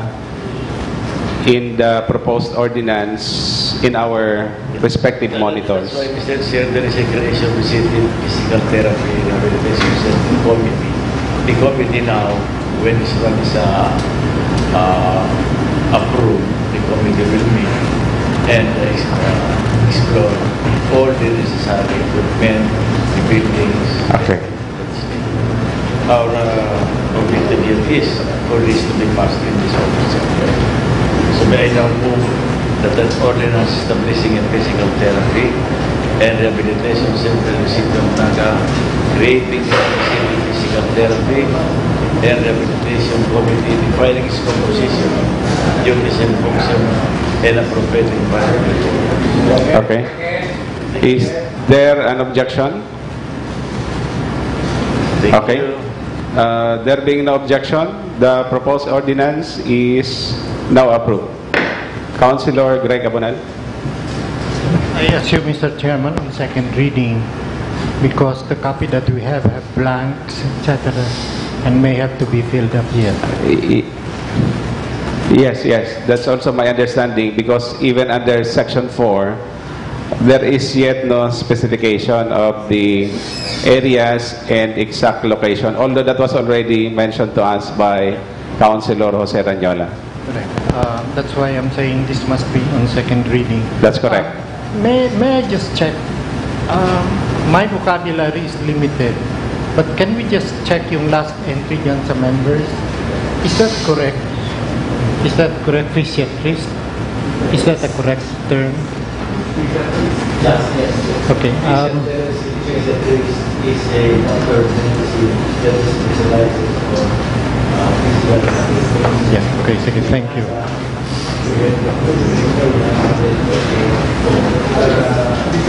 Okay. Yes. Secondly, I heard the words beside and then at the back. I have no idea where it will be, but I think much earlier the mayor was saying that we do have money from a source for improving the city college. And I think it was mentioned na baka gusto ninyo sa ibaba ka mo i-extend itong city college so that it occupies the second floor, but this one may have to be decided. Just an idea that was mentioned earlier, Mr. Chairman. Thank you. Councilor Jose Ranyola. City College is above the Naga City office, and this one will be beside the Naga City College. And the funds that will be that was given to the money given to the city of Naga from Quezon City, I think the mayor acceded that we can get a little something from that for the construction of the rehab. Okay. So with that, our understanding is that this is approved on second reading. Okay. Next item. Thank you, Councilor Jose Ranyola. The report of the Committee on People Empowerment. There is another one. Sorry, Mr. The proposed ordinance of the Honorable Salvador M. Del Castillo, revising ordinance number 2009-067, an ordinance requiring the installation of video camera in and out commercial establishment and along major thoroughfares and intersections in the city and providing penalties for violations thereof. Councilor Salvador Del Castillo. Thank you, Mr. Chairman. Good morning.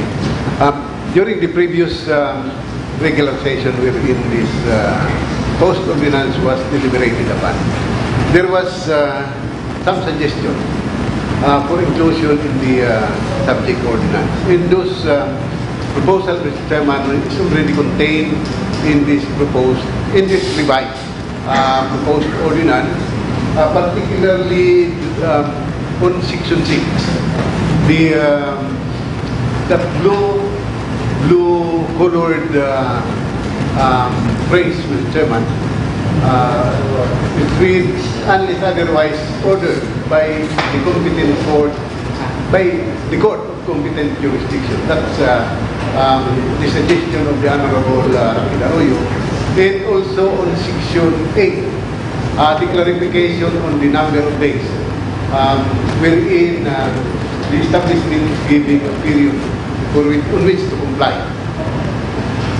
Section 8, number 2, I believe.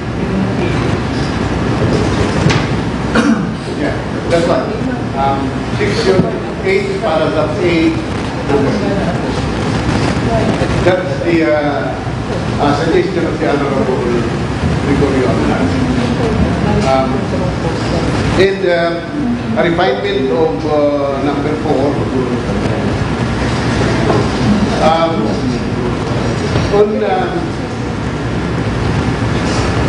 on the ground for non-issuance business permit and or the cancellation or the non-renewal thereof in case of violation of this proposed ordinance. So those are the modifications that was incorporated based on the previous session deliberation of this matter. Motion? So if there are no more comments or suggestion, I move that we pass an ordinance revising ordinance number 2008-067, now to be known as an ordinance requiring the installation of video camera in and outside commercial establishments in along major thoroughfares in intersection of the city of Naga and providing penalties. Is there an objection? There being none, the same is approved. We are now approving this on final reading. Yes. There being no further modification discussed in today's session. Okay. Thank you. Thank you, Councilor Salvador Del Castillo. Councilor Greg Cabanan. Mr. Chairman, ang bagay po kutan ng inid ay man dapat ng pagsabiyon, but I will say it anyway. There will be requirements for video cams. Let it not be said na ikwasan na ning brand na aproban, na ikwasan ng sarong source na pagkukuanan. Like, may reklamo po baga sa tuya, ikong departamento digdi sa to, na pigre-require na dapat nga digdi ko anon, dapat nga arog nga kaning brand. Bakong video camera, but something else. Na-aproban naman po sa ordinansa, but let it be on record na let this be a warning that we will have no monopoly and hindi masabi na may mga cut nga mga tao niya. Thank you, Mr. Chairman. I think that is very clear. We are not recommending, we are not suggesting any particular brand. Okay, or source. Councilor Julian Labadia Jr.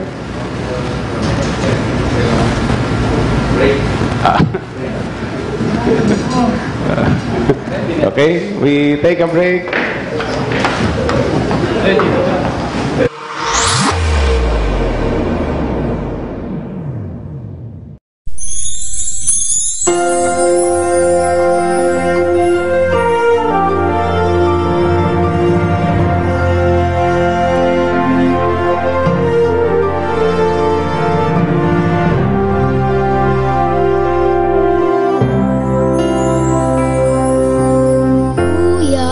Kaming kaakian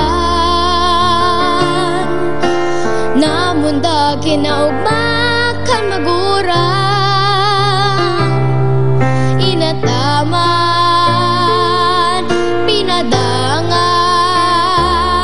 inilikhay sa gabos na kahilangan. Alagad sa paglihis kay panahon, alibasa mo dagos ng pinabayaan. Dai malugod masayang ang buhay mi digdi sa kinaban. Dai malugod magluya ang pagkamuot na sa mong pilalauman. Suruga kami, tabangi kami, palanayon, paurugon ang maumang lugar.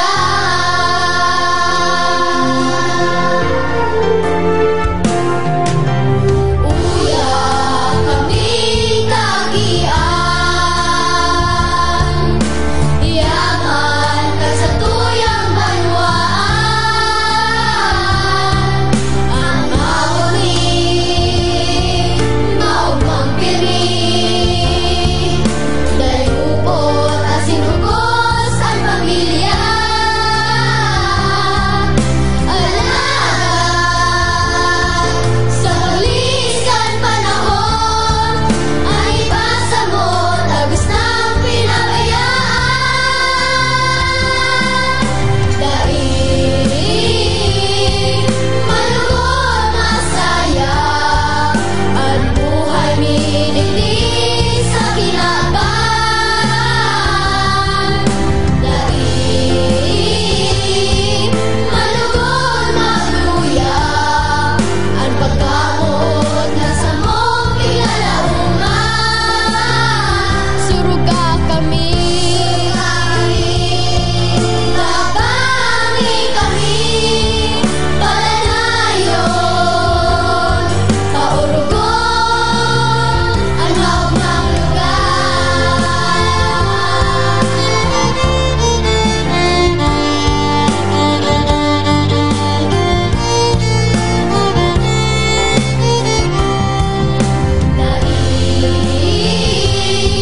malugod magluya ang pagkamuot na sa mong pilalauman.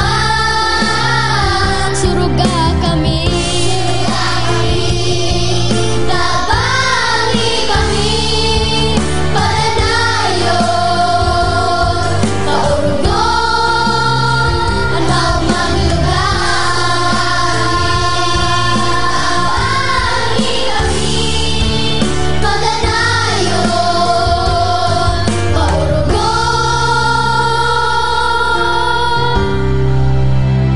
ang maugmang lugar.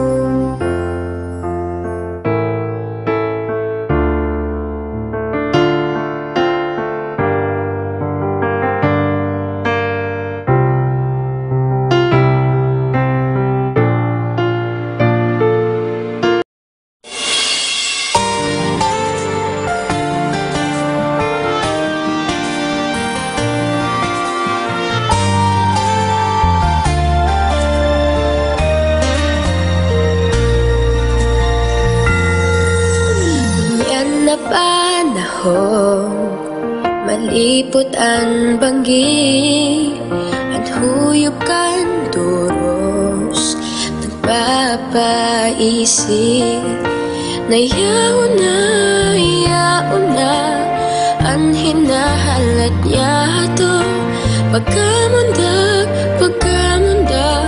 ni Jesucristo. Uyan na naman ang Kapaskuhan, sa mga harong nakabiritay-an paron, nagkikirim at kiman mga ilaw na tekulo, lakaw digdi, lakaw duman mga aging nangangarot. Merry Christmas, Merry Christmas, an sa tuyang ikurahaw. Merry Christmas, Merry Christmas, sa tuyang ikanta.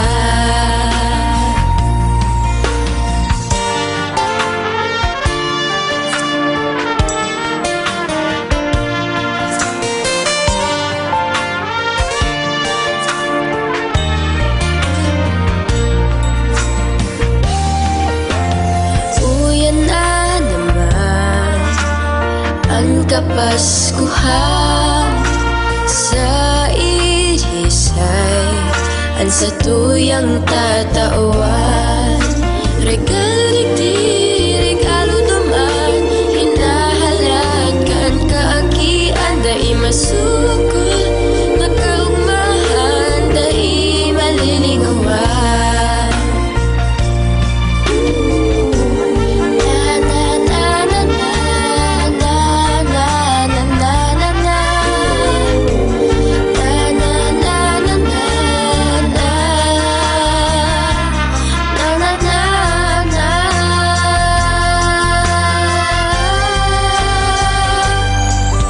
Merry Christmas, Merry Christmas, ang sa tuyang ikurahaw.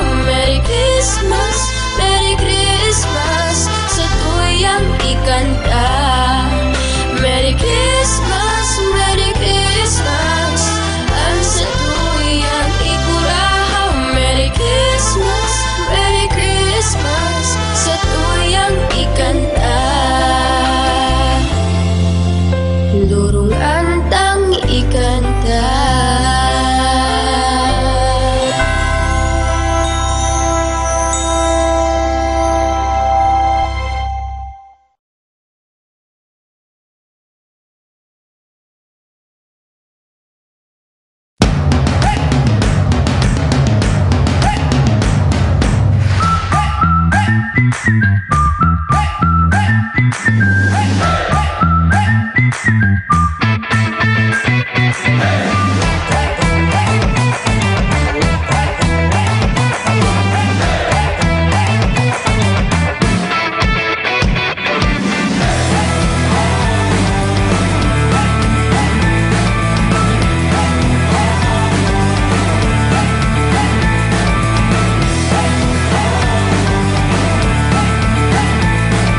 Rantangon yan, iyo ang Naga City Center for Health and Nutrition. Ang pinaka-konsepto kayo ni na maging centralized ang delivery of services pag-abot sa health and nutrition dito sa syudad nila.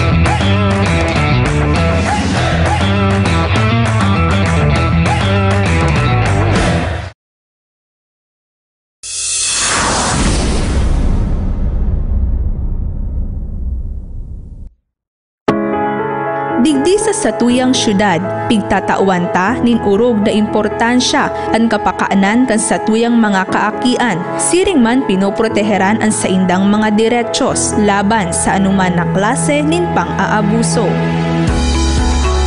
Sa irarong kan ordinansa numerado 2014-068, pigbilog niyato ang Naga City Council for the Welfare and Protection of Children, asin ang Naga City Children's Affairs Office. Katuwang si Konsehal Elmer Baldimoro, pinapanginotan ni Alcalde John Bongat ang pag-implementar kan mga programa, asin pagsagibo kan mga aktibidad na may kinaaraman sa mga kaakian, sa pangangataman kan saindang salud, asin pagtabang pag-abot sa saindang edukasyon.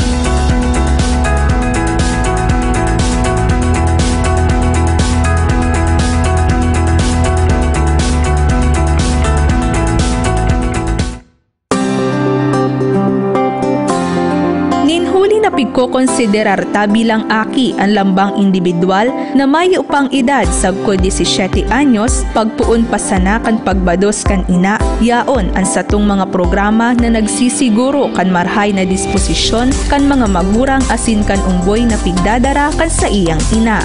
An Executive Order 2014-018 an minukna para matauwanin kinakaipuhan na tabang ang mga nagbabados na ina sa kada barangay. Mantangan Executive Order 2010-025 iyuman ang nagtatao kan pre-marriage counseling para sa mga magurang sa tabang kan sarong counseling team.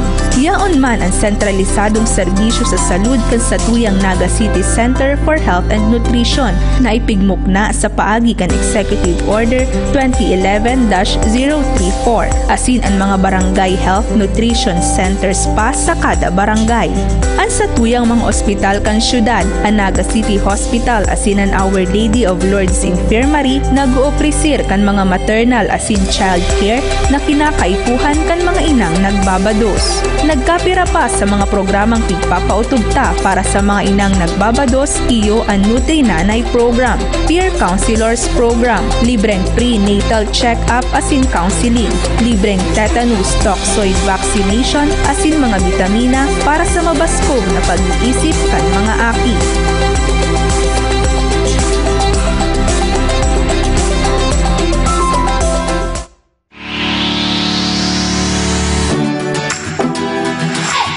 Para naman sa marhay na salud kan sa tuyang mga kaakian sagkod na 2 taon, pigi-implementar ta ang newborn screening asin ang milk code sa irarom kan Executive Order 2010-024 na nagmamandato kan Maternal Newborn Child Health and Nutrition na programa. Sa irarom pa kan Executive Order 2012-021, igwa kitanin breastfeeding technical working group na iyo ang nagsisiguro kan pagkakaigwanin mga breastfeeding corners sa mga publikong lugar para sa mga nagpapasusong ina. Igwa pa man kitang pigmamantinar na mga milk banks sa mga barangay asin ibang ospital, siring kan Bicol Medical Center. Katuwang manyato sa pagbalangibog kan mga impormasyon sa salud asin nutrisyon kan sa tuyang mga kaakian, iyon mga barangay literacy workers o BLW sa lambang barangay. Ninhuli pa sa mga programang ini, nanutaranta po ang pagbaba kan numero kan mga underweight sa satuyang mga kaakian. Sigun sa datos kan City Population and Nutrition Office, nag-aabot na sana sa 102 ang numero kan mga severely underweight, asin 422 ang underweight, labi sa sarong porsyentong paghira kumpara ka na kaaging taon, asin ini urog tapang pighihingowa na mabawasan.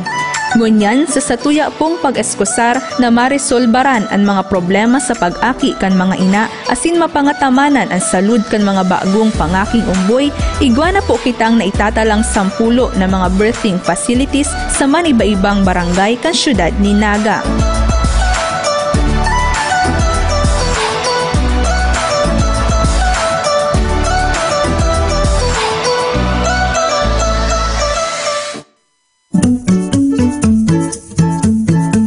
Alagad day po digdi natatapos ang satuyang tinataong suporta. Igwa po kitanin Executive Order 2015-030 na nagmamandato sa pagsairarom kan mga kaakian edad 3 sagkod 4 sa satuyang EduCare Program.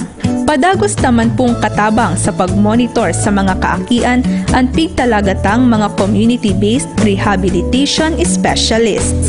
Apwera pa kaini, yaon ang satuyang mga preschool teachers on foot na nagtatabang pasatuya na maidaraan pagkanuod sa mga kaakian sa mga magkapira na sanang lugar sa itaas na parte kan satuyang syudad na may upang EduCare Center.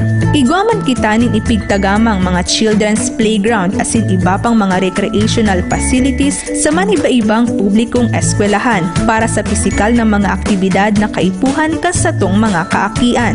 Inipigmandato ta sa irarom kan Executive Order 2016-010 para manurog na suportahan ang sports sa amay na edad kan mga aki, igwa kitanin 1 student, 1 sports na programa sigon sa Executive Order 2016-048. Padagos man pong nagdadak mahul ang numero kan sa tuyang mga enrollees sa Educare system. Hale sa 3,200 na enrollee kan school year 2016-2017, ngunyan igwa na kitang 3,274 na mga estudyante sa Educare. Pruweba na natataanan tapo nin dapat na edukasyon ang mga kaakian.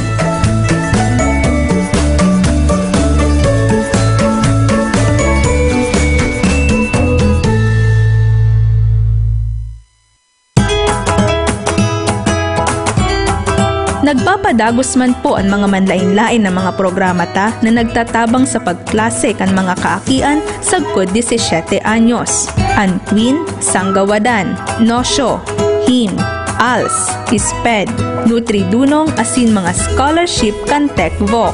Igwa pa po kitang ipigtagamang 3 milyones na budget para sa mga feeding programs kan syudad sa mga kaakian. Asin sa ngunyan po, 33 ang numero kan mga child resident na pigaako ta sa Naga City Children's Home. Padagos man po ang pigsasagibong counseling kan sa tuyang City Social Welfare and Development Office para sa mga kaakian kung sain nagtala kita nin 425 na mga kaso, kung sain 392 ang pigtabangan tang makabalik sa saindang pamilya, asin 33 kaini ang pig-ako ta sa Children's Home.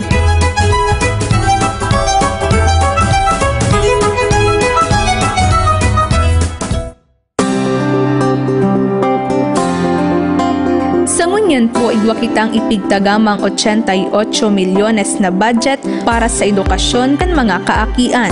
Sa irarum po kan Queen Program, 17 milyones na budget ang satong ipigtagama. Igwa na kitang 22,000 na mga aking tinatabangan, asin labi sa 15,000 na pigsosuportahan na mga pamilya. Sa satuya pong Sanggawadan Program, igwa kitang ngunyan ng 2,200 na mga benepisyaryo kan school supplies asin bagas. Nagkakantidad labi sa 14 milyones po ang satuyang ipigtagamang budget digdi. Nasa labi sang ribo naman po ang numero kan mga enrollista sa irarom kan alternative learning system ngunyan, kung sa inigwa kita ng 800,000 na pondo. Sa padagos tapong pagsuporta sa edukasyon, igwa po kita ng pigtalagang tulo na mga special program teachers. Asin ngunyan, haros gabos na pong mga publikong eskwelahan ta digdi sa syudad ni Naga ang mga IT-ready schools. Sa irarom po kan sa tuyang Summer Enhancement and Enrichment Program, nasa 5,000 po ang numero kan sa itong mga enrollees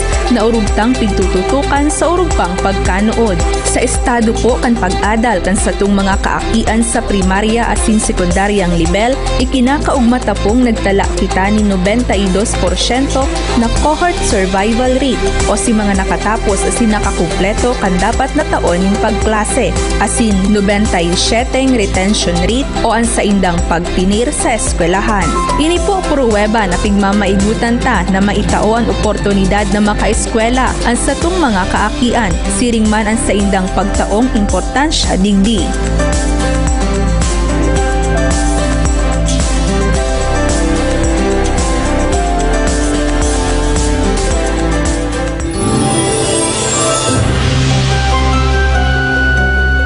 Bang aki igwaning diretsyo na madangog. Kaya ang satuyang syudad, pigsiguro ang mga programa na mataoning dalan sa pagtaoning boses sa mga kaakian sa pagdedesisyon manungod sa saindang pagtalubo. Taon-taon ginigibo niya to ang Children's Congress na pigpapartisiparan kan ginatos na mga kaakian sa 27 barangay kan sa tuyang syudad. Sa tiripon na ini, sinda tinatauan ning pagkakataon na manudan ang saindang mga diretsyon asin makataon ning suhestyon para sa mga programa na maninigo na gibuhon kan syudad para sa sainda. Sa laog naman ning 28 taon, dai kita nagpalta na gibuhon ang City Youth Officials Program lambang Abril sa Mayo taon-taon. Inisaro sa mga programa na padagos na inaarog kan ibang mga banwaan asin syudad sa Pilipinas na nagtataong tsansa sa lambang aki asin hoven na direktang makapartisipar sa paghaman kan mga polisiya, lay asin programa. Ninhuli kan sa tuyang manlain-lain asin mahiwas na implementasyon kan mga programa para sa satuyang mga kaakian, tinauan kita kan Council for the Welfare of Children na binibilog kan mga ahensya arog kan DSWD asin DILG win seal of child-friendly local governance. Designado man kita bilang saro sa mga communities of practice on child-friendly local governance. Ninhuli kaini saro na kita sa pipirasan ng gobyerno lokal sa nasyon na learning hub o lugar na dapat bisitahon para manudan ang mga programa sa mga kaakian. Asinsiring man saro man kita sa mga pilot LGU sa implementasyon kan Juvenile Justice and Welfare Act ninhuli sa dai matatawadan na suporta niyato sa lay na ini. Asin para mas matiun pa kan mga aking nagenyo ang satuyang pagpaurog kan sa indang sektor, pighihidali na po niyato ang konstruksyon kan Naga City Children's Center na namumugtak sa Naga City Civic Center. Ini ang maharong kan Naga City Children's Affairs Office. Sa ngunyan po pighihingowata na urog pang mapagayon ang gabos na mga programang ini sa tabang pa kan manlain-lain na mga opisina kan sa tung gobyerno lokal, mga grupo asin mga individual digdi sa satong syudad. Ninhuli sa Naga ang gabos na aki gana.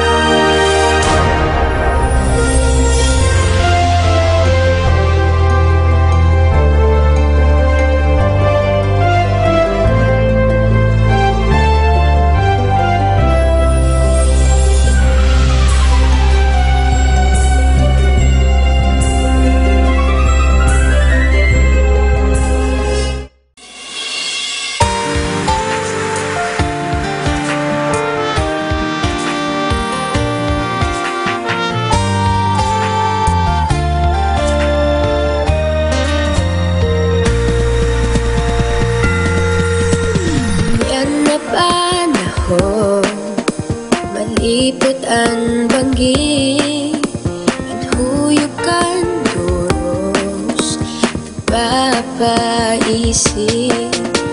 na yaon na ang hinahalat niya ito pagkamundag ni Jesu Cristo. Uyan na naman ang Kapaskuhan.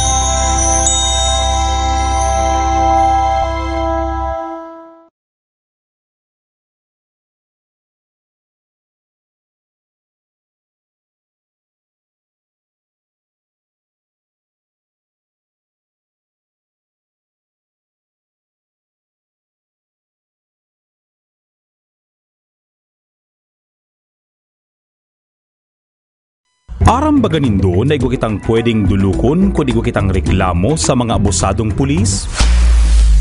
Yaon ng People's Law Enforcement Board o PLEB na binilog sa irarom kan Akta Republika 6975 as in 8551. Ang PLEB saro sa mga opisina na may kapangyarihan na dangugon, resolbaran, as in desisyonan ang mga kaso administratibo na sinaangat kan si isay man na namamanwaan laban sa kapulisan na naglapas sa indang katungdan. Sa siyudad ning Naga, ang PLEB binibilog ninda Attorney Mila Francia bilang chairperson, Attorney asing konsihala Miles Rugid Arroyo bilang vice chairperson, retirado koronel asin dating konsihal Jose Tuason, punong barangay Buboy Salva, dating punong barangay Antonio Amparado, asin konsihal Lito del Rosario bilang mga miyembros.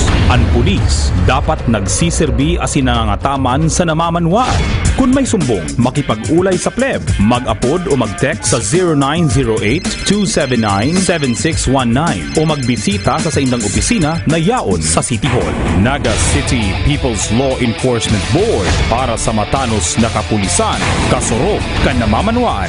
Ang pagiramdum na ini hatod sa Indo kan gobyerno lokal kan Naga sa pamamayo ni Alcalde Jan Bonga asin Vice Alcalde Nelson Ligasyon sa paagi kan City Events, Protocol and Public Information Office. Tig-ura na naman mga tugang, kaya naglalangkaban na naman ang mga helang urog na ang dengue.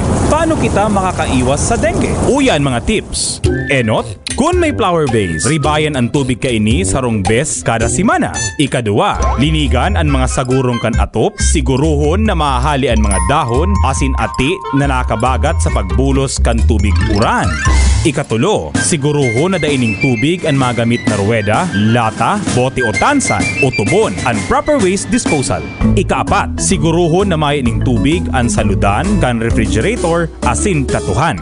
Ikalima, takupan ang mga balde asin mga drum na tinitipunan nin tubig. Ikaano, magsuulot din mga halabang bado na mataon ng proteksyon sa mga braso asin tabay. Ikapito, linigan ang palibot urog na ang makali. Asin ang ikawalo, kung may kalinturan na ning duwang aldaw, asin may rashes na ang kublit, magpakonsulta tulos sa pinakarating health center asin ospital.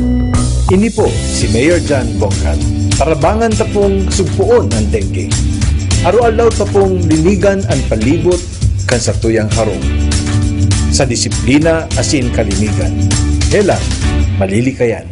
Ang pagirumdum na ini hatod sa Indo kan gobyerno lokal kan Naga sa paagi kan City Events, Protocol and Public Information Office asin kan City Health Office.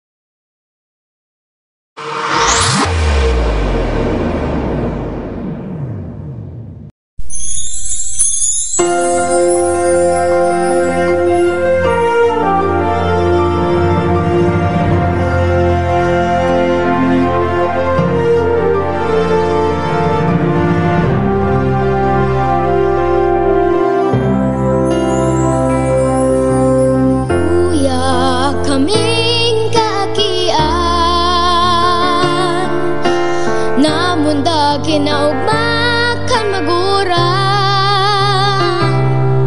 inataman pinadangan Inilikhay sa gabos na kahilangan, alagad sa paglihis kay panahon, anibasa mo dagos ng pinabayaan. Dai malugod masayang ang buhay mi digdi sa kinaban. Dai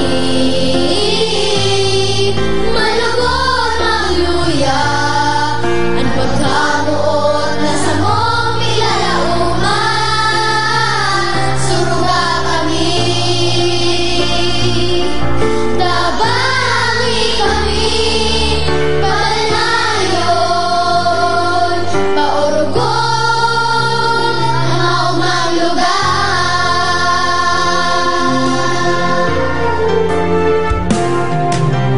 Uya kaming kagian, yaman ka sa tuyang banwaan. Ang awangin, maugmang piri, dayupot asin hugos ang pamilya. Alagad sa pagliskan panahon, ay basa mo tagos ng pinabayaan. Dai malugod masayang ang buhay mi digdi sa kinaban. Dai malugod magluya ang pagkamot na sa mong pilalauman. Suruga kami, tabangi kami, palanayon, paurugon ang maugmang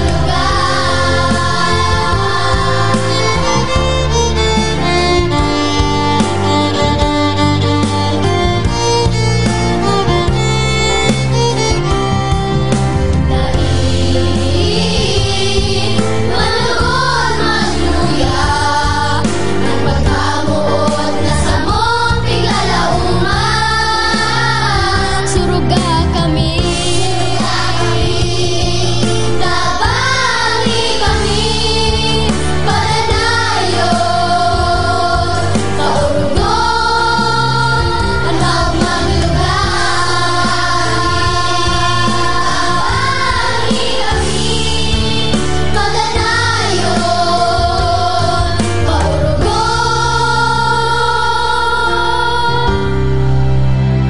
ang maugmang lugar.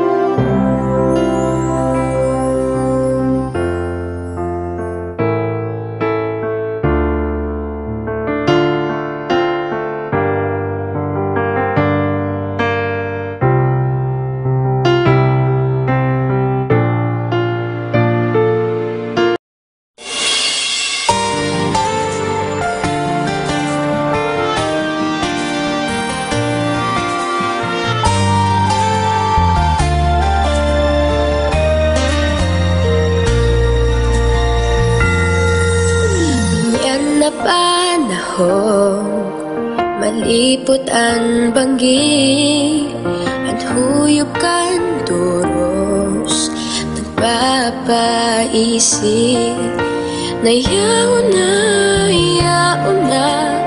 ang hinahalat niya to, pagkamundag ni Jesu Kristo. Uyan na naman ang Kapaskuhan,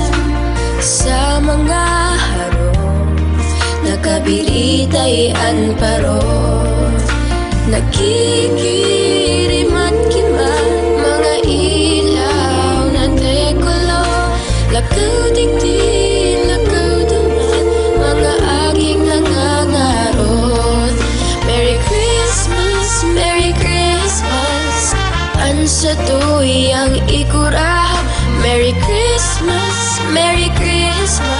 sa tuyang ikanta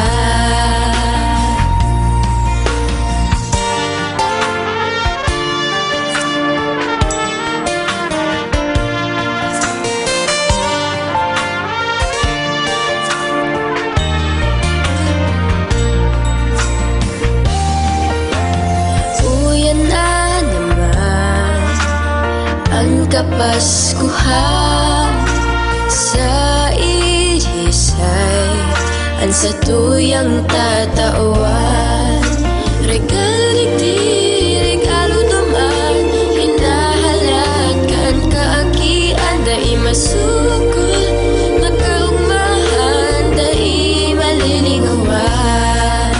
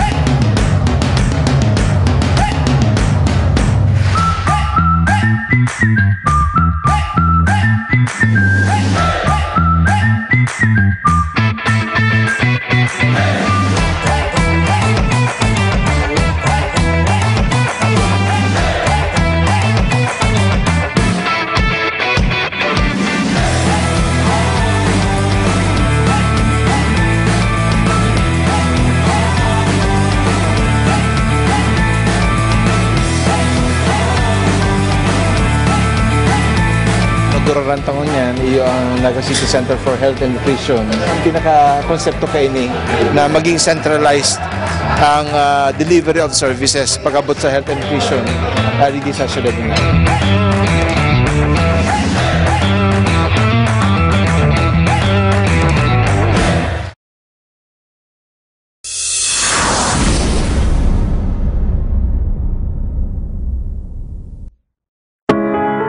Digdi sa satuyang syudad, pigtatauan ta nin urog na importansya ang kapakaanan kan satuyang mga kaakian. Siring man pinoproteheran ang saindang mga diretsyon laban sa anuman na klase nin pang-aabuso. Sa irarong kan ordinansa numerado 2014-068, pigbilog niyato ang Naga City Council for the Welfare and Protection of Children, asin ang Naga City Children's Affairs Office. Katuwang si Konsehal Elmer Baldimoro, pinapanginotan ni Alcalde John Bongat ang pag-implementar kan mga programa asin pagsagibo kan mga aktibidad na may kinaaraman sa mga kaakian sa pangangataman kan saindang salud asin pagtabang pag-abot sa saindang edukasyon.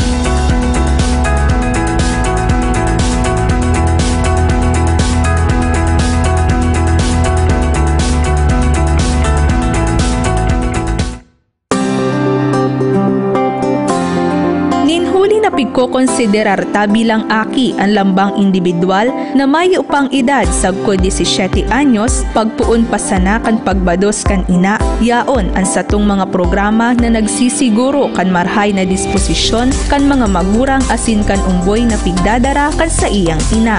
An Executive Order 2014-018 ang minukna para matauwanin kinakaipuhan na tabang ang mga nagbabados na ina sa kada barangay. Mantangan Executive Order 2010-025 iyuman ang nagtatao kan pre-marriage counseling para sa mga magurang sa tabang kan sarong counseling team. Yaon man ang sentralisadong serbisyo sa salud kan sa tuyang Naga City Center for Health and Nutrition na ipigmukna sa paagi kan Executive Order 2011-034 asin ang mga barangay health nutrition centers pa sa kada barangay. Ang sa tuyang mga ospital kan syudad, ang Naga City Hospital asin ang Our Lady of Lourdes Infirmary nag-ooprisir kan mga maternal asin child care na kinakaipuhan kan mga inang nagbabados. Nagkapira pa sa mga programang pigpapautugta para sa mga inang nagbabados iyo ang Nutri Nanay Program, Peer Counselors Program, libreng prenatal check-up asin counseling, libreng tetanus toxoid vaccination asin mga bitamina para sa mabaskog na pag-iisip kan mga aki.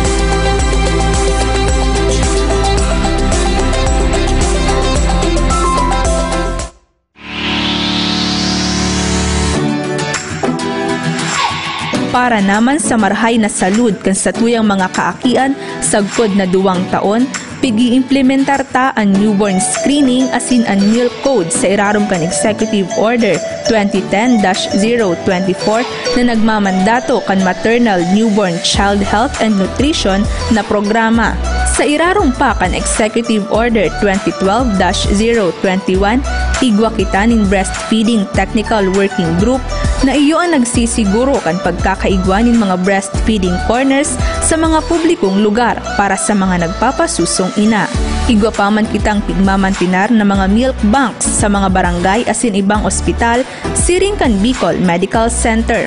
Katuwang manyato sa pagbalangibog kan mga impormasyon sa salud asin nutrisyon kan sa tuyang mga kaakian, iyon mga barangay literacy workers o BLW sa lambang barangay. Ninhuli pa sa mga programang ini, nanutaranta po ang pagbaba kan numero kan mga underweight sa satuyang mga kaakian.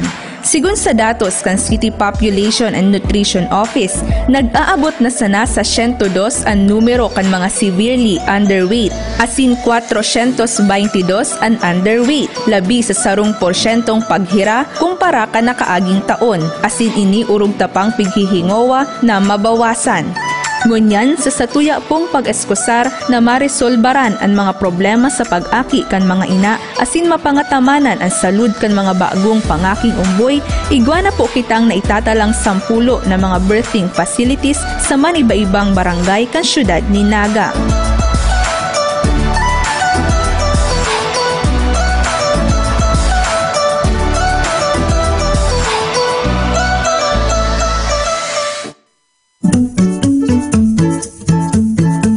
Alagad day po digdi natatapos ang satuyang tinataong suporta. Igwa po kita nin Executive Order 2015-030 na nagmamandato sa pagsairarom kan mga kaakian edad 3 sagkod 4 sa satuyang EduCare Program.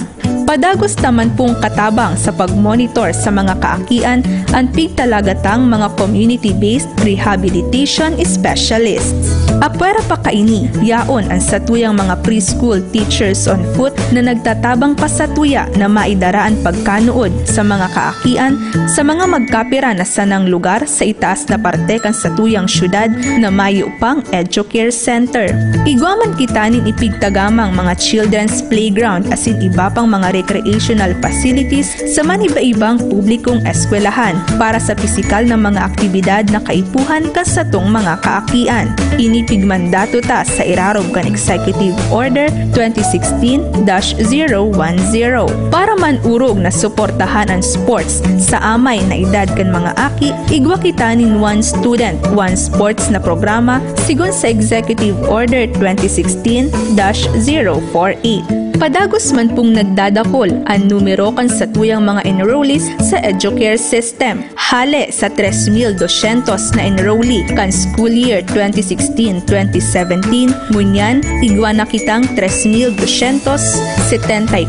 na mga estudyante sa Educare. Pruweba na natataanan tapo nin dapat na edukasyon ang mga kaakian.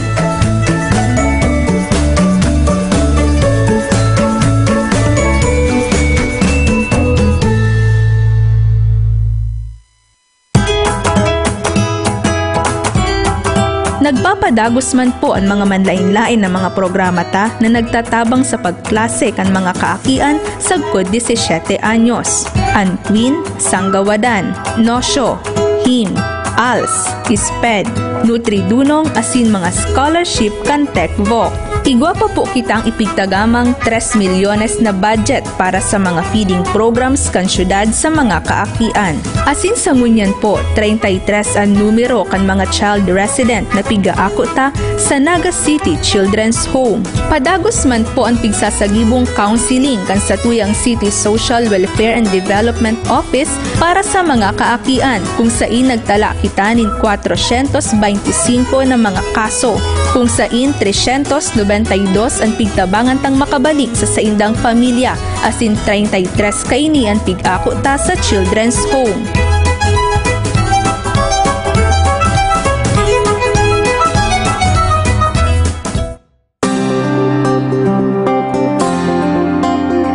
Ngunyan po igwa kitang ipigtagamang 88 milyones na budget para sa edukasyon kan mga kaakian.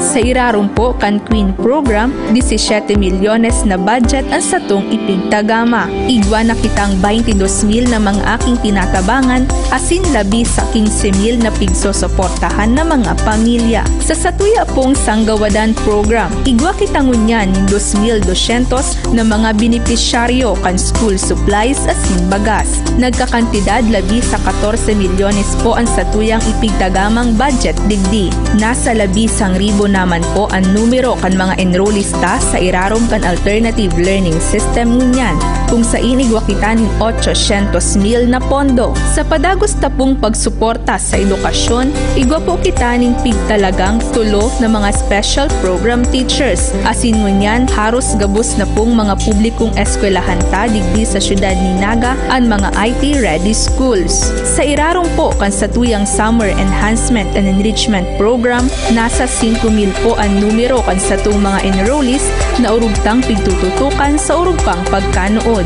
Sa estado po kan pag-adal kan sa itong mga kaakian sa primarya asin sekundaryang level, ikinakaugmata pong nagtala kita ni 92% na cohort survival rate o si mga nakatapos asin nakakumpleto kan dapat na taon yung pagklase, asin 97 retention rate o ang saindang pagtinir sa eskwelahan. Ini po pruweba na pigmamaigutan ta na maitao ang oportunidad na makaeskwela ang satong mga kaakian, siring man ang saindang pagtaong importansya digdi.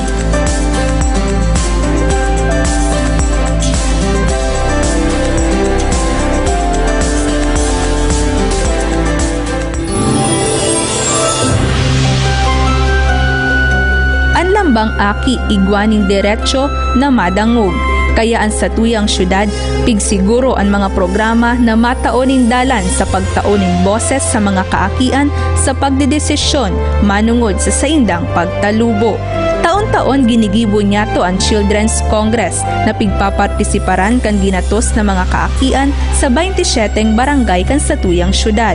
Sa tiripon na ini, sinda tinatauan ning pagkakataon na manudan ang saindang mga diretsyon asin makataon ning suhestyon para sa mga programa na maninigo na gibuhon kan syudad para sa sainda. Sa laog naman ning 28 taon, dai kita nagpalta na gibuhon ang City Youth Officials Program lambang Abril sagud Mayo taon-taon. Inisaro sa mga programa na padagos na inaarog kan ibang mga banwaan asin syudad sa Pilipinas na nagtataong tsansa sa lambang aki asin hoven na direktang makapartisipar sa paghaman kan mga polisiya, lay asin programa. Ninhuli kan satuyang manlain-lain asin mahiwas na implementasyon kan mga programa para sa satuyang mga kaakian, dinaawan kita kan Council for the Welfare of Children na binibilog kan mga ahensya arog kan DSWD asin DILG mean seal of child-friendly local governance. Designado man kita bilang saro sa mga communities of practice on child-friendly local governance. Ninhuli kaini saro na kita sa pipirasan ng gobyerno lokal sa nasyon na learning hub o lugar na dapat bisitahon para manudan ang mga programa sa mga kaakian. Asin siring man saro man kita sa mga pilot LGU sa implementasyon kan Juvenile Justice and Welfare Act ninhuli sa dai matatawadan na suporta niyato sa lay na ini. Asin para mas matiun pa kan mga aking nagenyo ang satuyang pagpaurog kan sa indang sektor, pighihidali na po niyato ang konstruksyon kan Naga City Children's Center na namumugtak sa Naga City Civic Center. Ini ang maharong kan Naga City Children's Affairs Office. Sa ngunyan po pighihingowata na urog pang mapagayon ang gabos na mga programang ini sa tabang pa kan manlain-lain na mga opisina kan sa tung gobyerno lokal, mga grupo asin mga individual digdi sa satong syudad. Ninhuli sa Naga ang gabos na aki gana.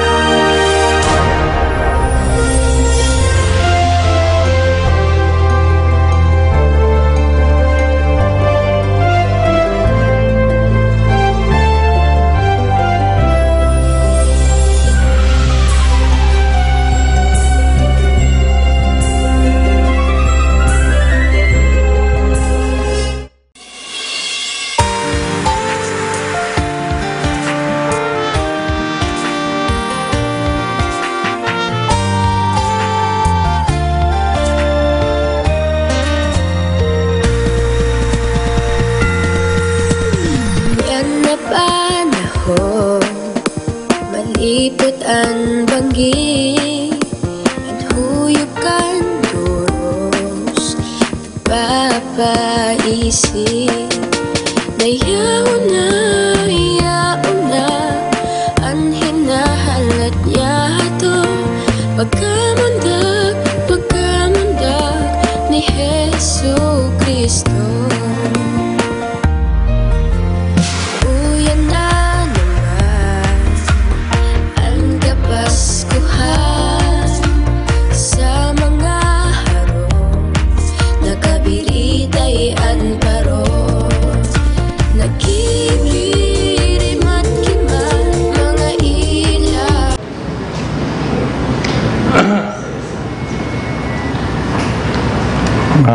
Mr. Chairman, since there was no quorum, may I request that we make we convert ourselves to a committee of the Yes, Mr. Chairman. Without objection, same is approved.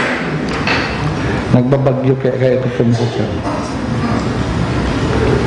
First item was letter dated May 4 from Gregory James Agara, the Secretary General of the Gryphon Association Incorporated, applying for reaccreditation of the said organization. Since in the absence of the representative, Mr. Chairman, I would like to move that we archive this particular application, Mr. Chairman, considering na pirang bisis naman ilipig-imbitaran. Okay, so this item is, do I hear a second? Without objection, this item is archive. The motion is to archive. Without Councilor prejudice for them to apply again, Mr. Chairman. Yes, Councilor Ballimoro. Thank you, Mr. Chair. Nakakaulay ko po kaya ang representative kaning Gryphon. Ang sabi nila, demansinda na paparesiban ng notice. So may I know from the Secretariat kung naparesiban po silang notice? Okay. We will check that information. Okay. With that reason po of the Gryphon, maybe may I seek reconsideration to the disposition, Mr. Chair, instead of archive, is to invite again and to calendar on the next committee hearing. Councilor Labadia Jr. I would suggest, Mr. Chairman, that the Honorable Elmer Baldimoro, since he has a contact, you can advise the group that they write again the Sangguniang Panglunsod for their accreditation. As we propose that this will be archived. And without prejudice for recalendering it. Para pag na-advise mo na siya, ikakag niya na ang cellphone number niya, address ninda, that's the time na masurat kita. For the moment, the decision was to archive and it was seconded, and your suggestion will be considered, but our suggestion is that you inform the association, Mr. Chairman. Councilor Elmi. Okay, so this item is archived without prejudice to the association writing this Thank you, Mr. Chairman. Thank you, the Honorable Elmer Baldimoro. The second, Mr. Chairman, is letter dated from Mike Mustafa, President of Maranao Guild for Solidarity, applying for accreditation of the said organization. May we know from the Secretariat, Mr. Chairman, if they already submitted all the pertinent documents? The Secretary.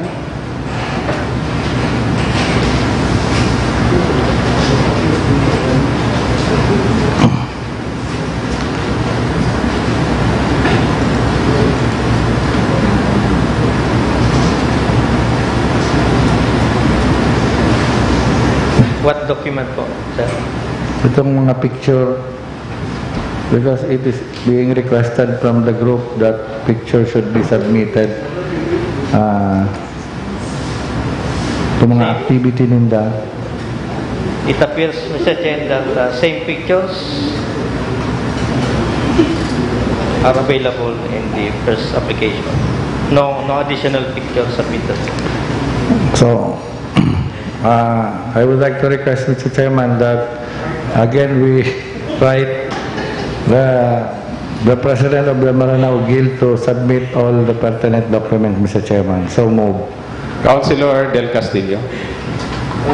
Mr. Chairman, what I understand is that we will be accrediting only those non-government organizations or people's organizations. They have already 1 year of existence from the date they are registered with the Securities and Exchange Commission. And I also understand that this group has just registered with the SEC. So, kumbaga mayo pa si 1 year na existence nila from the time that they became a legal person or juridical person rather. Thank you, Councilor Del Castillo. Yes, Mr. Chairman, the same, they will be the one to prove to us if they already exist for the last more than 1 year. If not, we will not accredit them. Okay. So move, Mr. Chairman. Without objection, same is approved. Item number 3, Mr. Chairman, is deferred also. Item number 4, Mr. Chairman, si hali sa chairman kang Board of Directors para chairperson Naga City People's Mall Credit Cooperative applying for accreditation of the said cooperative. Ang suggestion is to recommend to the Sangguniang Panglunsod the passage of a resolution approving the application for the accreditation of the Naga City People's Mall Credit Cooperative. So, move, Mr. Chairman, that we approve the application of the Naga City People's Small Credit Cooperative, na si PEMCO. Without objection, the motion is approved. Before I end my report, Mr. Chairman, I would like to request the Secretariat to submit to the committee those who are accredited by the Sangguniang, by the city government, accredited people's organization, NGO, and other association. That has complied with, Mr. Chairman. Okay. The Secretary is instructed. That's my report, Mr. Chairman. Thank you, Councilor Julian Labadia Jr. We proceed to the next item. The report to the Committee on Market Affairs. Who will, Councilor Vidal Castillo?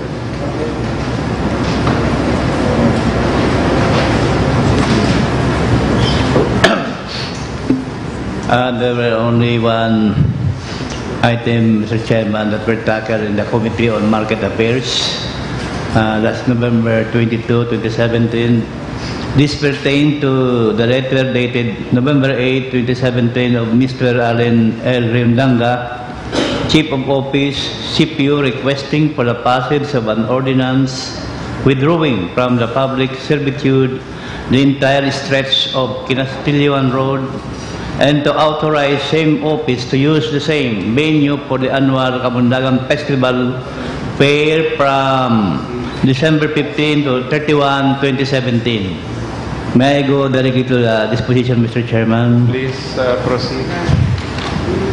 On motion of Honorable Greg Abunal, duly seconded by Honorable Rian Cedric Rintoy, the body resolved to recommend to the Sangguniang Panlungsod for the passage of an ordinance for the closure of Kinastillion Street for public use from December 15 to 31, 2017 for the holding of Kamundagan Festival Fair. So I move, Mr. Chairman. Without objection, the same is approved. That's in my report. Thank you, Councilor Vidal Castillo. Next item. The letter dated November 20, 2017 of Mr. Jose Barameda Jr.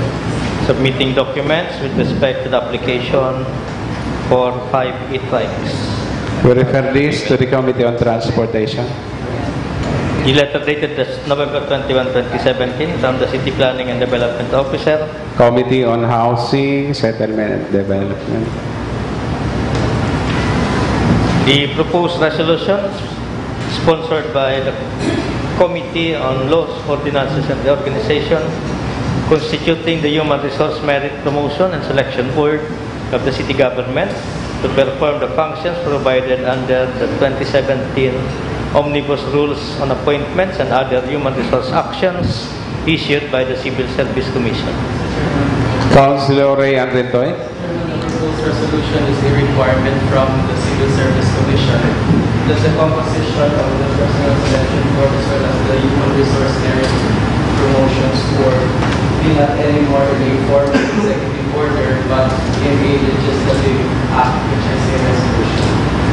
So this is now the composition recited to the mandate from the Civil Service Commission.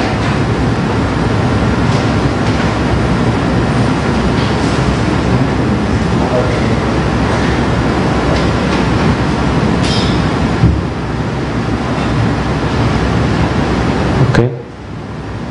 So I move that we pass the resolution. Without objection, the same is approved. Next item.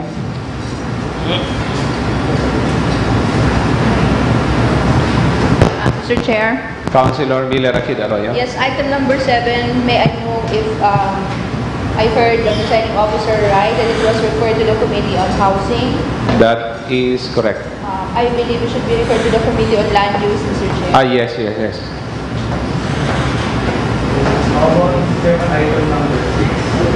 Item number 6, Committee on Transportation. Remind the committee on the issue of Pag-Iglio application submitted by Jose Barameda, submitting documents relative to the application for 5 e-trikes of EB Wealth. Ano lang siguro, Mr. Chairman, ang pagkaintindi ko nagtatakal ang committee sa ang task force Trimobile on individual capacity, Mr. Chairman. Just to take note of this, Mr. Chairman. Okay, duly noted. Next item. The letter dated November 27, 2017 from the City Assessor furnishing the Sangguniang copy of the deed of donation or sale site owned by the school site owned by the city government. This is pending before the Committee on City Properties. Okay, so we are referring this item to that committee. Next item.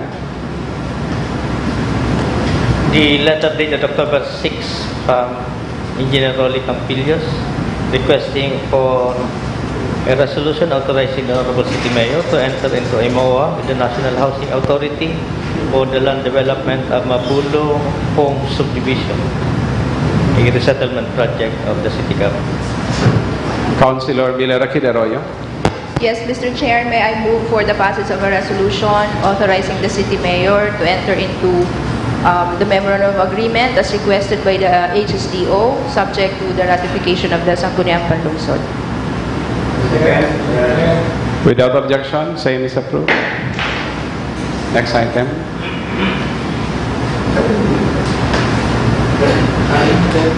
Councilor Del Castillo.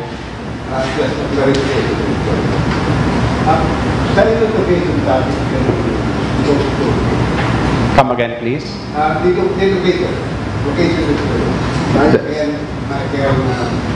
That's in Pagdaikon, Mabolo.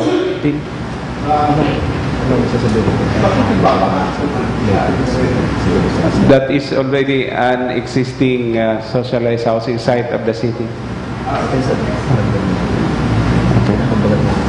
Next item. The letter dated November 24 from the Naga City People's Council forwarding resolution number 17-024 requesting the Sangguniang to reissue the submission of accredited CEOs for the year-end accomplishment report and plan for 2018 as requirement for the continuation of the accreditation and to Committee on People Empowerment and Accreditation. Next item. The letter dated November 23, 2017 from Engineer Rolly Campillos resubmitting the request for ratification of the attached memorandum of agreement between the city and the National Housing Authority with regards to the granting of fund the amount of 9.9 million for the minimum land development of Isarog Heights subdivision in Barangay Carolina. We refer this to the Committee on Housing and Settlement. Councilor Rakid Arroyo. Mr. Chair, I believe there's no need to refer the matter. Remember that we returned this concern considering the discrepancy in the date of authority of the notary public. So they have, it was just actually a typo. The notary public was actually possessed of a commission at the time that she notarized, as certified in the attached certification from the RTC. So I believe it is just for Okay. notation, Mr. Chair. So we ratify. Do I hear a second? Second. Without objection, the same is approved. Next item. The letter dated November 24, 2017 from this representation, Mr. Chair, and from the Triangle Task Force with respect to the numbering scheme of E-Trike and other information with respect to franchise schools.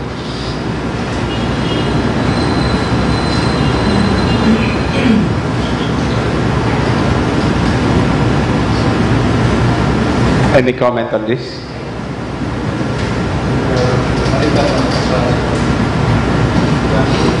Mr. Chair, Councilor I represent it be referred to the Committee on Transport. So we refer this to the Committee on Transport. Next item. The report of the Committee on Land Use. Councilor Rakid Arroyo.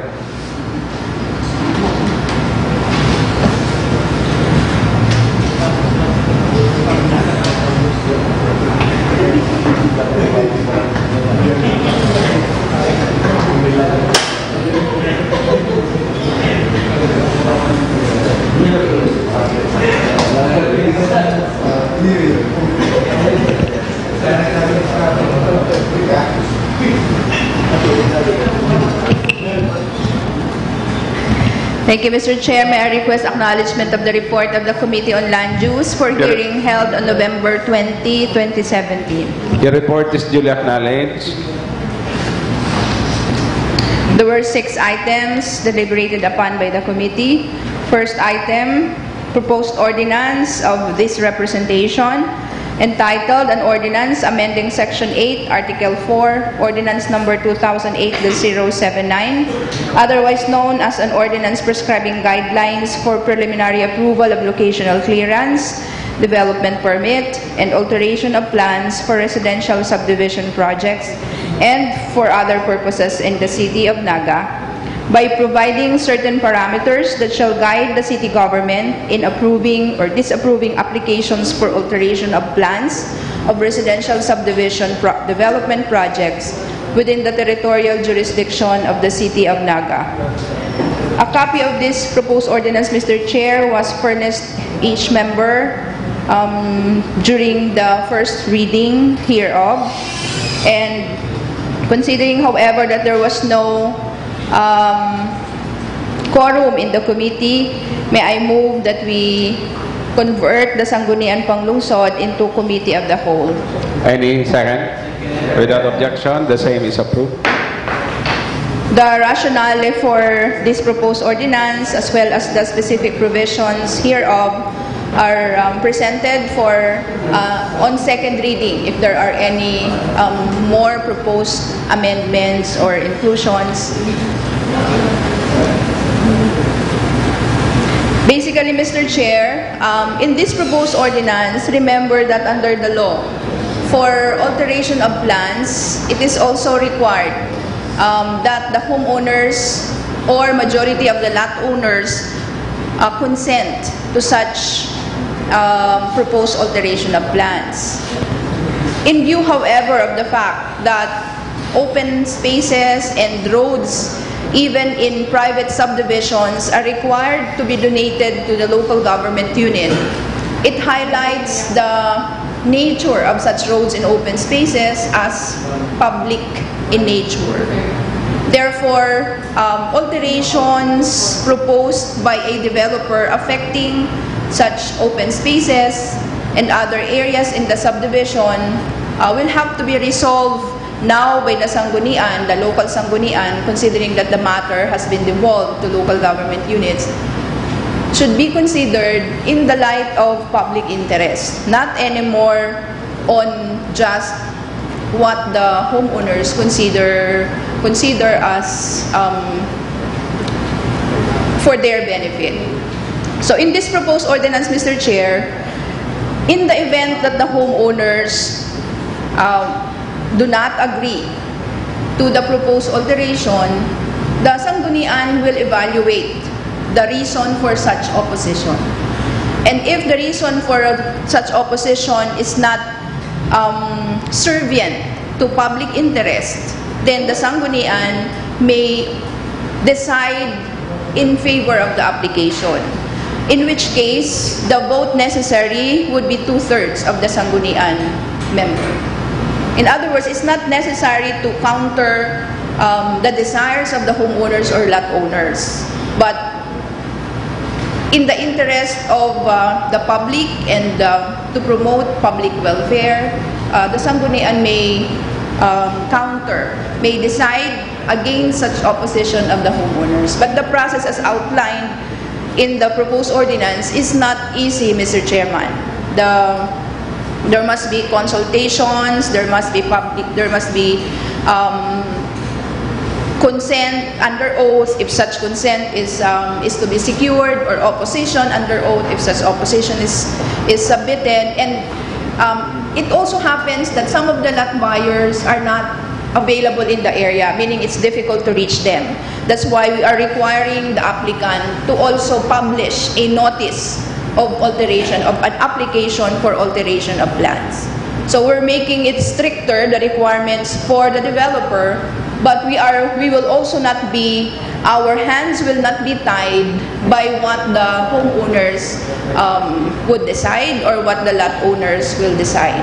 But if the property affected by the proposed alteration is already a subject of conveyance in whatever form, wherein an interest of a third party will be affected, we will disapprove the application unless such third party would waive under oath any interest in the subject matter.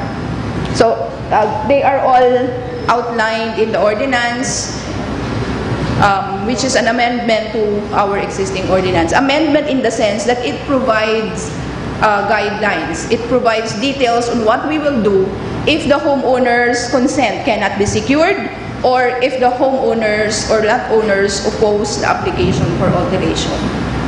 Kung mayo po kaya kainin kitang guidelines, what will be our basis in the event that the homeowners would oppose? Kung mayo po kitang guidelines, pag nag-oppose ang homeowners, tied na po ang sa tungkamot. But remember that the authority to approve or disapprove is a government function. So, pag government function po, our guide in the exercise thereof would always be what is public interest, not on what would serve private interest. That's why these guidelines is being proposed to guide the Sanggunian in this concern.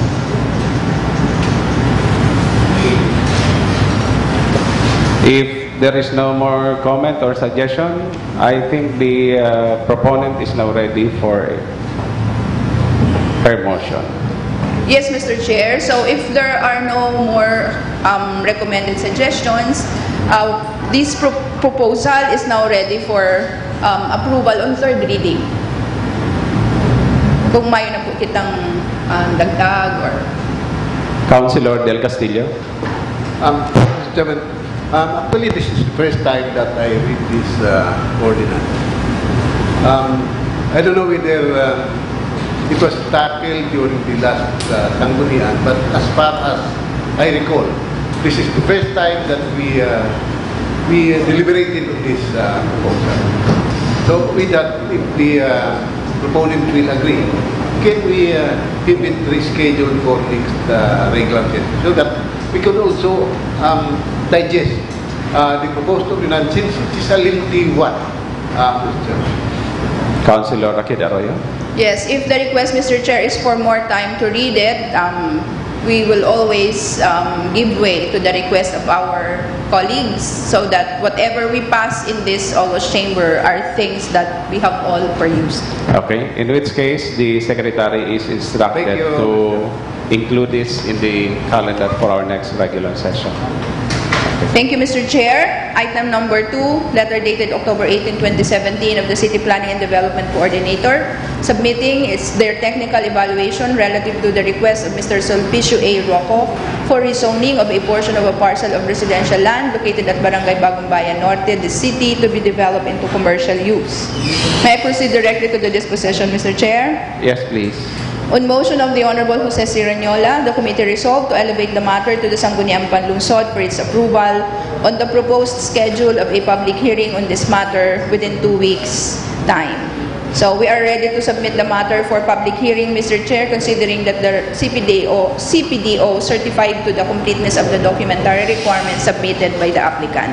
Okay. So we move, Mr. Chair. Without objection, same is approved. So we are therefore proposing that the matter be scheduled for public hearing on December 18. December 18? Is it a holiday? That's a Monday. Yes, December 18.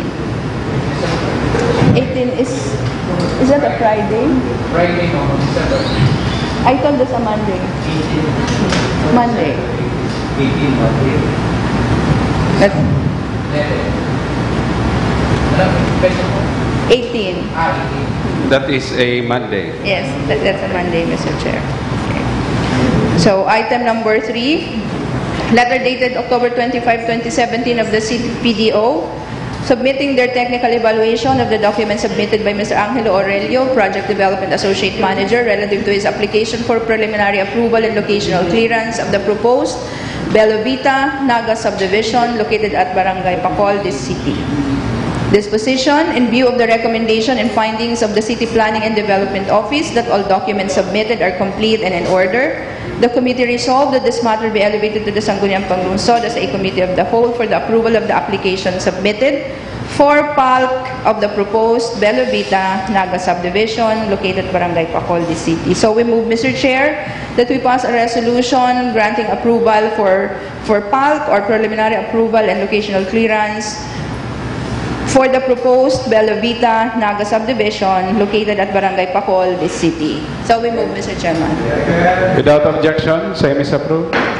Item number 4, letter dated October 18, 2017 of the City Planning and Development Coordinator submitting their technical evaluation of the document submitted by Ms. Maria Rica G. Samson, Head Regulatory Compliance Department of Phil Estate Properties Incorporated, relative to her application for alteration of plans of Montecielo Dinaga Subdivision Phase 4 located along Maharlika Highway, Barangay Concepcion Grande, this city. Disposition. On motion duly seconded, the committee resolved to return the matter to the CPDO with the request that the data on what alterations are being proposed be specific and clear enough to properly inform the committee concerning the same. So we move, Mr. Chair, that the matter be returned to the CPDO with the request as stated in the report. So we move, Mr. Chairman. Without objection, same is approved. The committee also resolved that the CPDO be also instructed to forward the documents back to the Sanggunian only after all the documents shall have been submitted and the requirements duly complied with in accordance with the comments of the committee, particularly concerning the required documents to show conformity of the lot buyers. So we move, Mr. Chairman. Without objection, same is approved. Item number 5, letter dated November 10, 2017 of Mr. Richard T. Rocha, VP for Operations, LYRR Realty Development Corporation, requesting for revalidation of Sangguniang Panglungsod Resolution number 2016-170, which is the PALC for Deca Homes Granvale 3. Disposition. Considering the manifestation of the representative of the applicant, the committee resolved to recommend to the Sangguniang Panlungsod to direct the City Planning and Development Office to submit their comment and recommendation on the application within 5 days from receipt of notice. So we move, Mr. Chair, that we request the CPDO. So we move. Same is approved. Item number 6 and last, letter dated November 7, 2017 of Mr. Gavino S. Pilapil, President, St. James Homeowners Association, requesting for a cease and desist order of the development of St. Andrew Residences. Disposition. The committee just noted the matter for lack of jurisdiction on the action being sought from the Sanggunian. So we move, Mr. Chair. Same is approved. In connection with this disposition, the Secretary is instructed to inform the requesting party of such action of the Sanggunian. Yes, Mr. Chair, although Mr. Pilapil was also there, but I think we should formalize. Thank you, Mr. Chair. Councilor Rian Ritoy, and then after you, Councilor Abonal. The lack of jurisdiction is with regard to St. Andrew, because the request is for the cease and desist order for the St. Andrew, not the St. James. St. Andrew. Yes. So two different subdivisions. Yes. Mr. Pilapil is representing the St. St. James. The request is for St. Andrews, I believe. So maybe no one can. St. Andrew and St. James? Are two different subdivisions. Can we check the record, please? Yes, item number 6.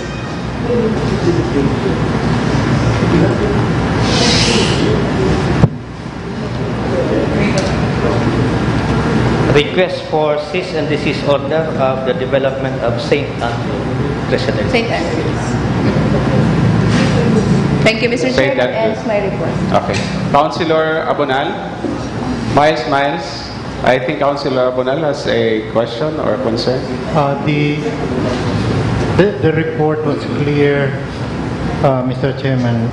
We're just curious. The City Properties was at the same time holding hearing here, but there was a portion that seemed to have been overly dramatic. Pero baga nagtaraasan boses ay naparti tabi ito. Anong item tabi?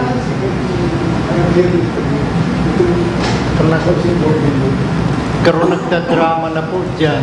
Distansya ngayon That was not the Committee on Land Use, but the Committee on Housing and Settlements.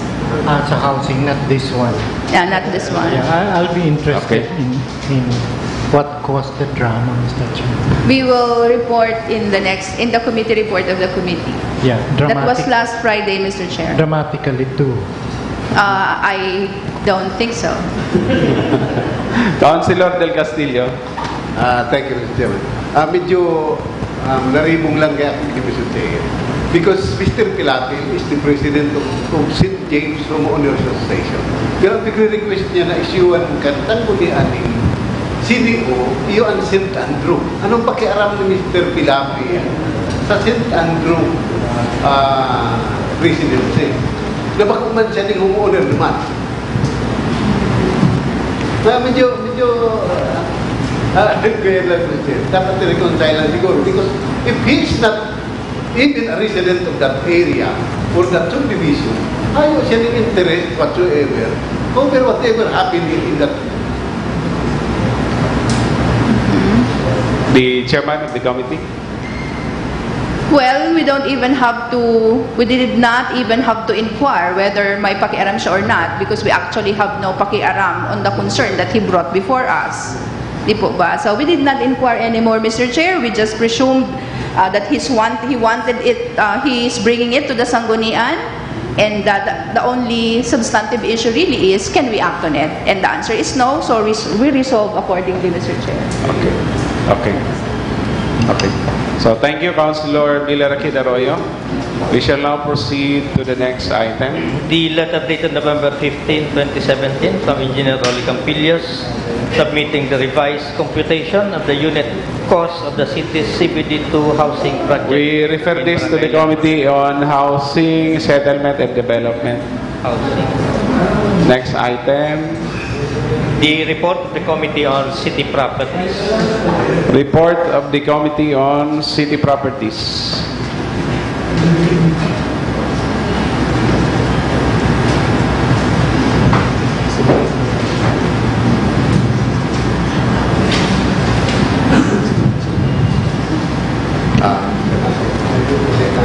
Of the report. Your report is duly acknowledged. Thank you, Mr. Chair. This is the report of the Committee on City Properties on the hearing held on November 24.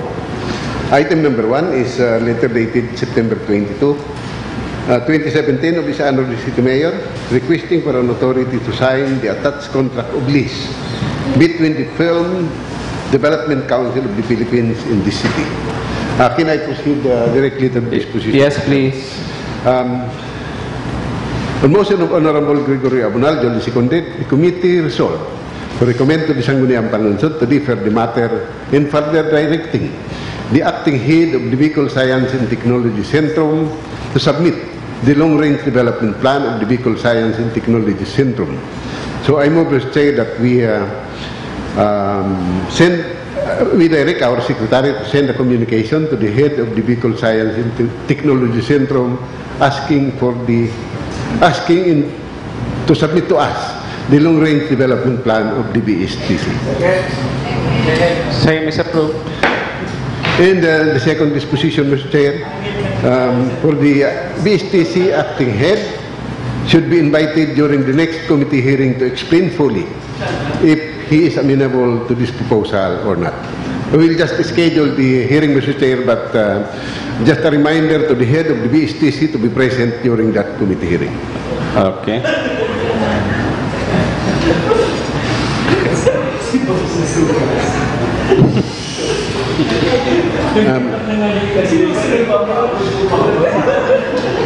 Mr. Chairman, I am just reporting what the committee have decided. Okay. Item number 2 is letter dated October 25, 2017 of Isa Norte City Mayor, DCT, requesting for an addendum on the parcels of land included in the purchase for the relocation site of the basketball court and stage in Lumida Subdivision, Barangay San Felipe, this city, under SP Resolution number 2016-101. Said addendum is based from the approved site development plan in the City Engineer's Office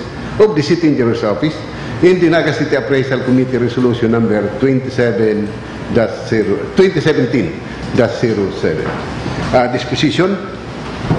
On motion of Honorable Mila Rakit Arroyo, seconded by Honorable Greg Abonal, the committee resolved to recommend to the Sangguniang Panlungsod to pass a resolution supplementing the parcels of land included in the purchase for the relocation site of the basketball court and stage in Lumida Subdivision, San Felipe, the city, under SP Resolution 2016-101, based on the approved site development plan of the City Engineer's Office in the Naga City Appraisal Committee Resolution 2017-07. So I move, Mr. Chairman, that we authorize the Mayor to purchase these parcels of land owned by Mr. Alex Hawasian, located at San Felipe, Naga City. Without objection, the same is approved. Councilor Rakit Arroyo. Yes, Mr. Chair, if the chair of the committee would remember, there was a second disposition, a corollary disposition that we said that the resolution will not be with prejudice to any action from the city government and the homeowners to enforce the liability of the original landowner or developer of the property to provide the open space as reflected in the approved subdivision plan. Yes, my apology, Mr. Chair, that was missed, but it was really decided by the committee to recommend to the Sangguniang Panlungsod. Okay. So I move that what the Honorable Arroyo have mentioned be included in the final report of the committee. Okay. Without objection, same is approved. Item number 3 is later dated October 23, 2017 of Ms. Melody Relucio, Provincial Director of the ING, requesting for a reconsideration on SP Resolution number 2017-462. Disposition. On motion duly seconded, the committee resolved to defer the matter until submission of the revised development plan. Furthermore, request the DILG Provincial Office to submit their perspective in the floor plan of the proposed DILG Provincial Office. So I move, Mr. Chairman, that we direct the committee through the city administrator to submit to us a revised development plan of the city government property located along Almeida Highway in Concepcion, Grande, Naga City. And second, Mr. Chair, to send a communication to the DILG Provincial Office requesting them to submit their perspective in floor plan of the proposed DILG Provincial Office. So move, Mr. Chairman. Any second? On both recommendations, same is approved. Item number 4 is later dated October 6, 2017 from the GMR Coliseum Leasing and Management Committee, submitting the recommended rental rate per square meter for commercial use of the spaces at the GMR Coliseum. Actually, Mr. Chairman, this representation have already prepared the draft ordinance setting the rental rate at the GMR Coliseum. Okay. But I would like to make some modification, Mr. Chairman, because it was not clear whether the rental rate is per day or per month. But based on the recommendation, the rental rate should be per month.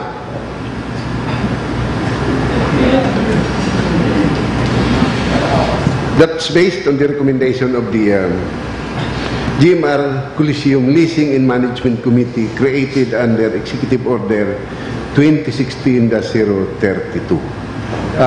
As far as the proposed ordinance, Mr. Chairman, is concerned, I wish to solicit a comment from my colleagues. Councilor Julian Labadia Jr. May I know the sizes of the offices available at the GMR Coliseum, Mr. Chairman? To be honest about it, Mr. Chair, I have no idea how big or small the space is available at the GMR Coliseum. Maybe we can ask the city administrator or the city engineer's office so that we will know how big or how small the space is at the GMR Coliseum. Chairman, I was asking that kasi kung sa commercial use, 200 pesos siya per square meter per month. Ang nagluluwas, kung igawa kang minimum na 100 square meters, that is 20,000 pesos per month. Considering the place, Mr. Chairman, pero nagluluwas pero kung 100 square meters, pero sabi nga ni, dahil man nga ni dahil mga 50, pero nagluluwas, Mr. Chairman, pero sobrang barato. Pero anyway, maaraman ko na si mga sizes para ma-estimate na, Mr. Chairman, ang per month na arkila kang kada stall dyan sa GMR Coliseum, Mr. Chairman.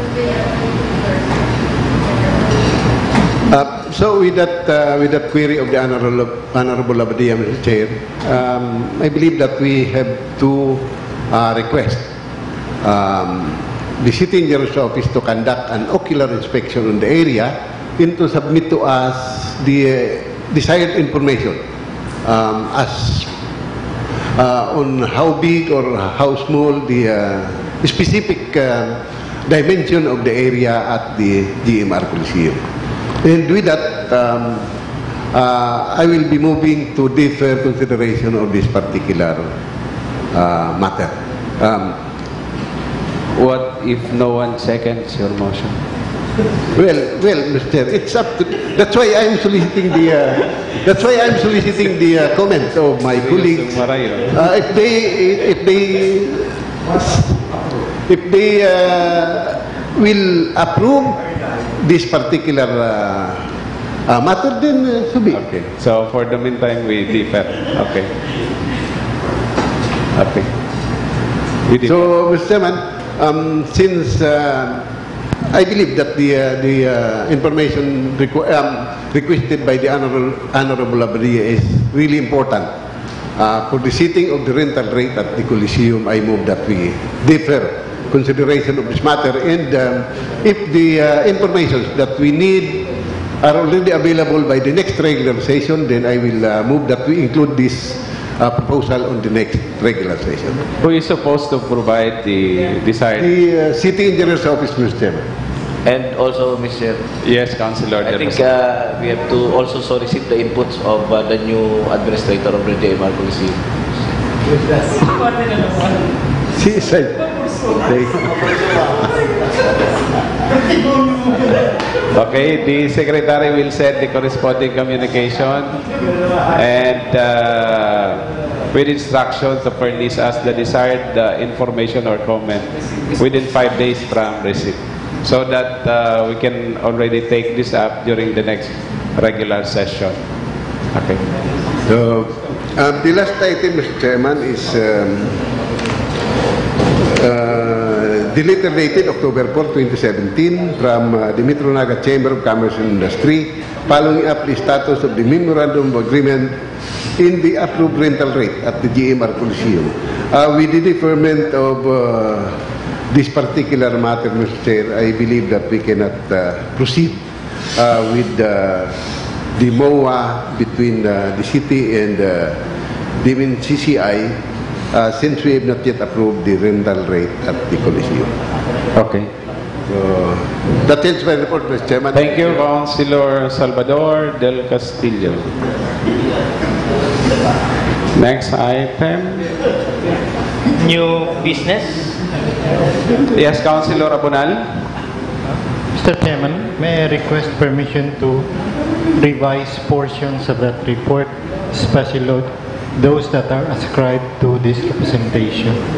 Okay, please Hindi ko na po kayo proceed. maintindihan sinarabi ko. You are referring in Councilor Greg? Yung pong item number 4A, Mr. Chairman, may mga entries na pero nagluluwas ako po sinagsabi, dahil ko na po naiintindihan kung ano sinarabi ko. So I'd like to revise. For item number 4. So how do we correct this? Sorry, I was requesting, Mr. Chairman, kung pwede ko pa pong ma-revise yan. Taday ko man po yan nabasa before the reporting. Okay. I just realized today na napapangirit na po ko sa mga pigsarabi ko. Okay. So if necessary correction will have to be made, that will have to be done during the next session. Since this has been accepted, it's just a matter of corrections na bako managa yung substantial, Mr. Chairman, kundi napapangirit na po nga ako sa pigsarabi ko dyan as reported. So I would like to be able to amend portions of the items that ascribe statements to me, Mr. Chairman. Okay. Okay. Councilor Baldemoro? Before the new business, Mr. Chair, I move for the reconsideration of the order of business by including as item number 6 of the special business or order is the ordinance reverting the amount of 405,000 pesos from donation to ICE. Without objection, same is approved. Okay. Next item. The reversion of 105,000 for ICE. Councilor Elmer, reversion. May I move, Mr. Chair, for the approval? Without objection, same is approved. Next item. New business, the letter dated November 21 from Mr. William Enrique covering the property along the Diversion Road as truck terminal as well as suitable amenities and warehouses with an area of more than 4 hectares. We refer this to what committee? This is about the proposed truck terminal.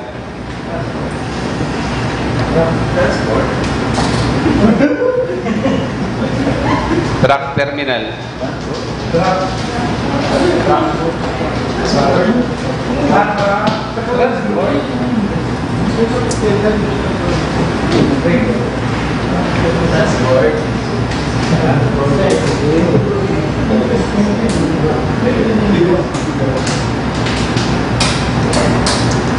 Councilor Labadia, we refer this to the Committee on Trade and Investment. Next item.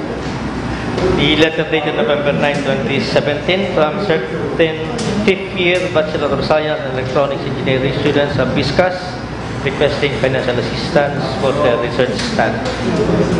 APRO.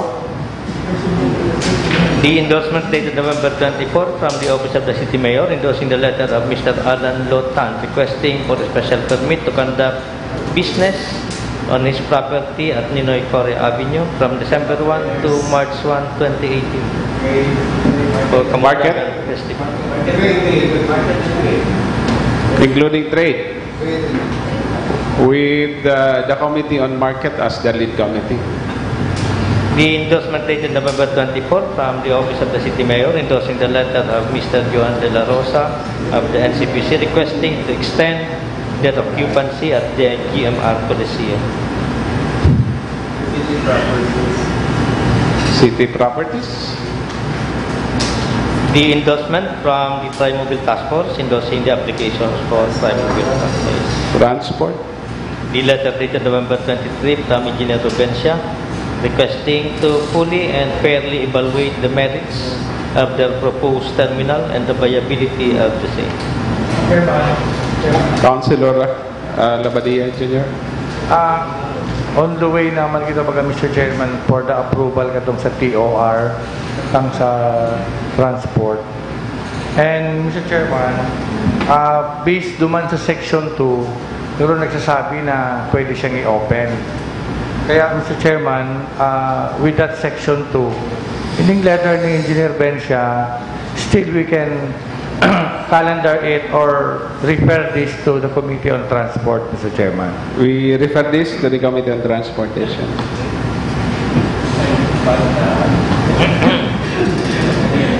Next item. The proposed ordinance of the Honorable Mila S. D. Rakid Arroyo is strengthening the Cantabay sa Kauswagan program with the city. Committee on Housing, Settlement, and Development. Other matters, the letter dated November 21 from Engineer Roses of DPWH submitting the status report of various infra projects for the month of November 2017. Noted.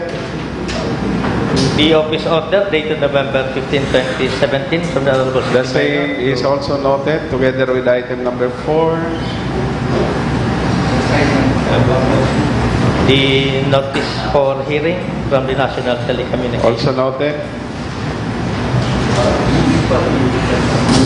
Councilor Abunal.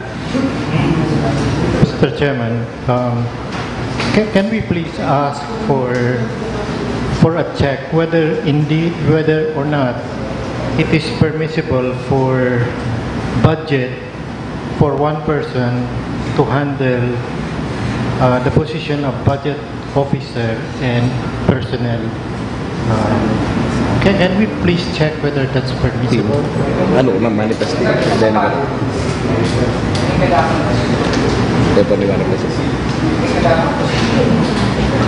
Hindi. Right now, I'm concerned about the concurrent position of a budget officer and human resources. So you are saying... Can we please check that? Because somebody asked me, pwede nga yan ng budget officer, yung pang personnel officer. Is there a prohibition? I was asked, so I became curious, Mr. Chair. Okay. Baka kasi yung sasabihan yung conflict of interest. Okay. We will check. Any other matter? Councilor Labria Jr. On the issue of the Honorable Councilor Miles on the approval of the TOR, was it already settled, Mr. Chairman? Yes, already. What was the disposition, Mr. Chairman? May we know? The recommendation, the suggestion of Councilor Mila Rakid Arroyo was duly considered, and it now forms part of the approved ordinance. Mr. Chairman, before that, just for the record, Mr. Chairman, may nag-text lang kaya sa kuya, Mr. Chairman, dahil nagdadalan sa live coverage ta. Ipa-consider ta, Mr. Chairman, ang joint memo circular kang DILG and Department of Transportation tungkol sa ang local public transport route plan the city must have before considering to operate ang terminal. So, just for the information, Mr. Chairman, ini yung joint memo circular kang DILG sa DOTR number 2017-001 dated June 19, 2017. Nagdadalan po siya, nagsabi siya na kung aramon ko kung igawa na kita ng local public transport route plan.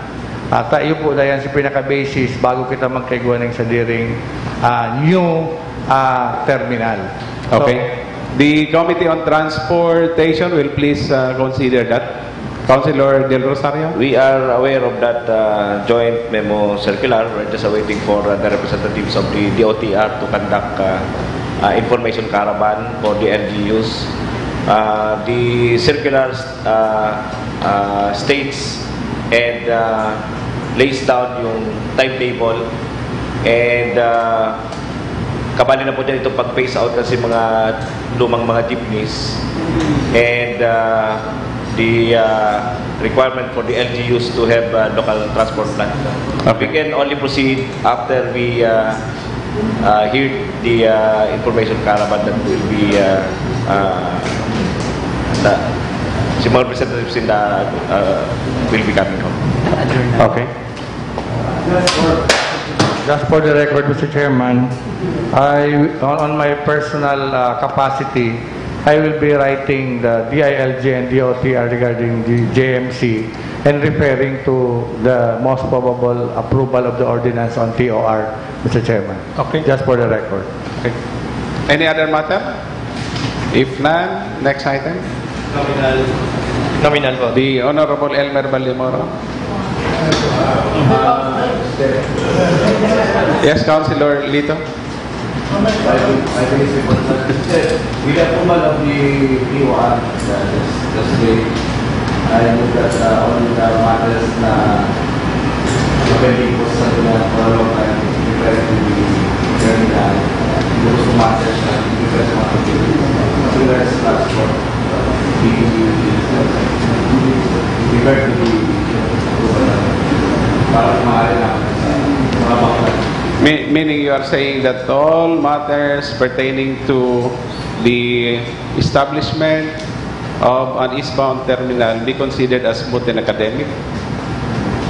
Except to this, that may be premature because as we were saying, technically the approval of an ordinance has to pass through the office of the city mayor. Okay. Noted. Nominal voting. Councilor Baldemoro? We still have 5 minutes. Thank you, Mr. Chair. 5 minutes before 12, may I move that all the approved resolution and ordinance be transferred to nominal voting in approved state. Same is approved. Motion to adjourn, Mr. Session is now adjourned.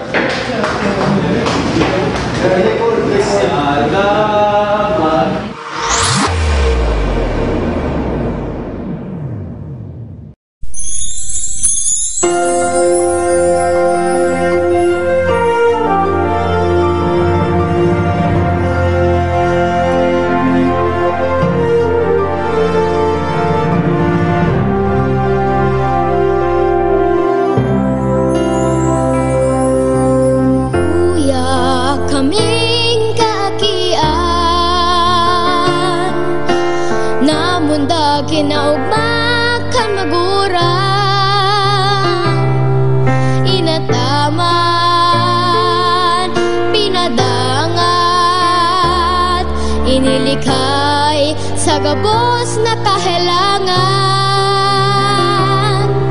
alagad sa paglihis kay panahon, alibasa mo dagos ng pinabayaan. Dai malugod masayang ang buhay mi digdi sa kinaba.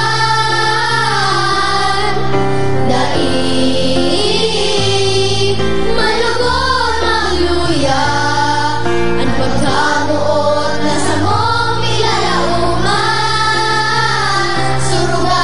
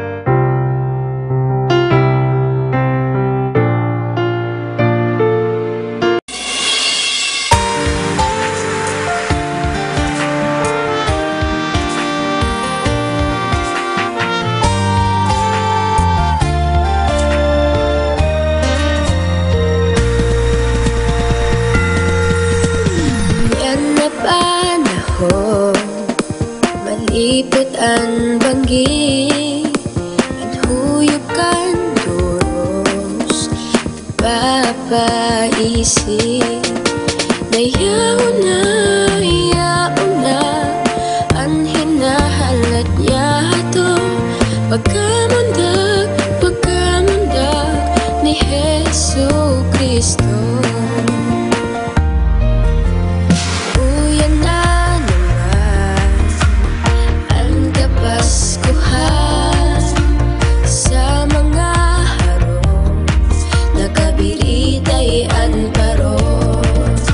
Nagkikiririm at kiman, mga ilaw na tekulo. Lakaw digdig, lakaw diman, mga aking nangangarot. Merry Christmas, Merry Christmas, ang sa tuyang ikurahaw. Merry Christmas, Merry Christmas, sa tuyang ikanta.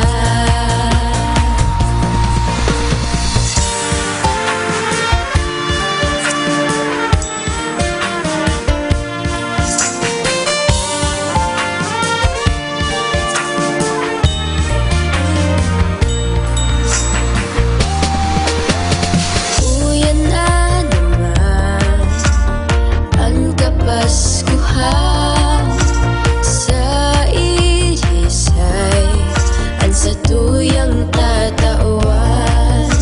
Regalo digdi, regalo naman, hinahalagan kaakian. Dai masukol, makaumahan, dai malilinguhan.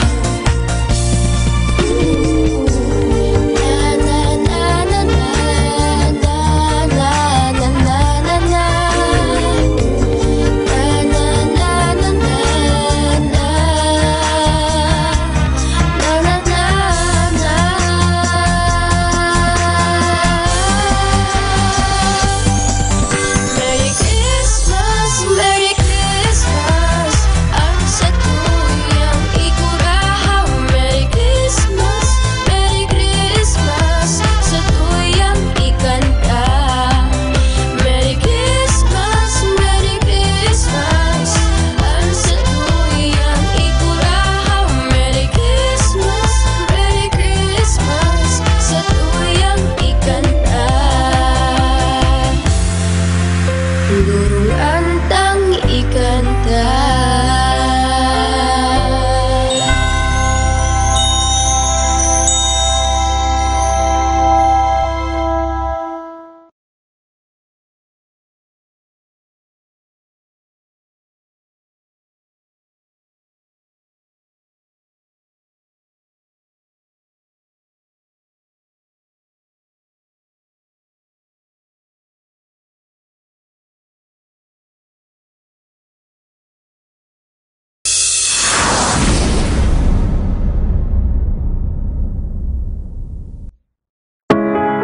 Digdi sa satuyang syudad, pigtatauan ta nin urog na importansya ang kapakaanan kan satuyang mga kaakian. Siring man pinoproteheran ang saindang mga derechos laban sa anuman na klase nin pang-aabuso.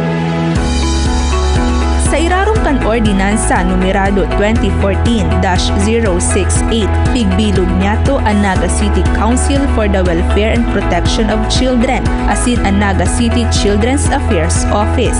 Katuwang si Konsehal Elmer Baldimoro, pinapanginotan ni Alcalde John Bongat ang pag-implementar kan mga programa asin pagsagibo kan mga aktibidad na may kinaaraman sa mga kaakian sa pangangataman kan saindang salud asin pagtabang pag-abot sa saindang edukasyon.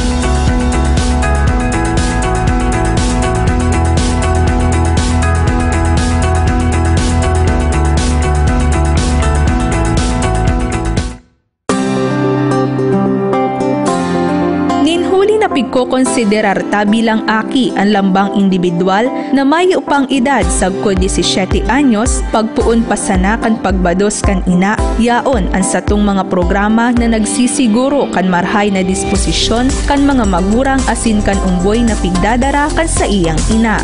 An Executive Order 2014-018 ang minukna para matauwanin kinakaipuhan na tabang ang mga nagbabados na ina sa kada barangay.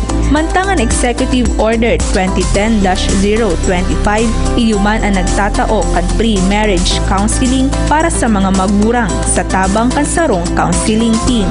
Yaon man ang sentralisadong serbisyo sa salud kan sa tuyang Naga City Center for Health and Nutrition na ipigmukna sa paagi kan Executive Order 2011-034, asin ang mga barangay health nutrition centers pa sa kada barangay. Ang sa tuyang mga ospital kan syudad, ang Naga City Hospital asin ang Our Lady of Lourdes Infirmary nag-ooprisir kan mga maternal asin child care na kinakaipuhan kan mga inang nagbabados. Nagkapira pa sa mga programang pigpapautugta para sa mga inang nagbabados, iyo ang Nutri Nanay Program, Peer Counselors Program, libreng prenatal check-up asin counseling, libreng tetanus toxoid vaccination asin mga vitamina para sa mabaskog na pag-iisip kan mga aki.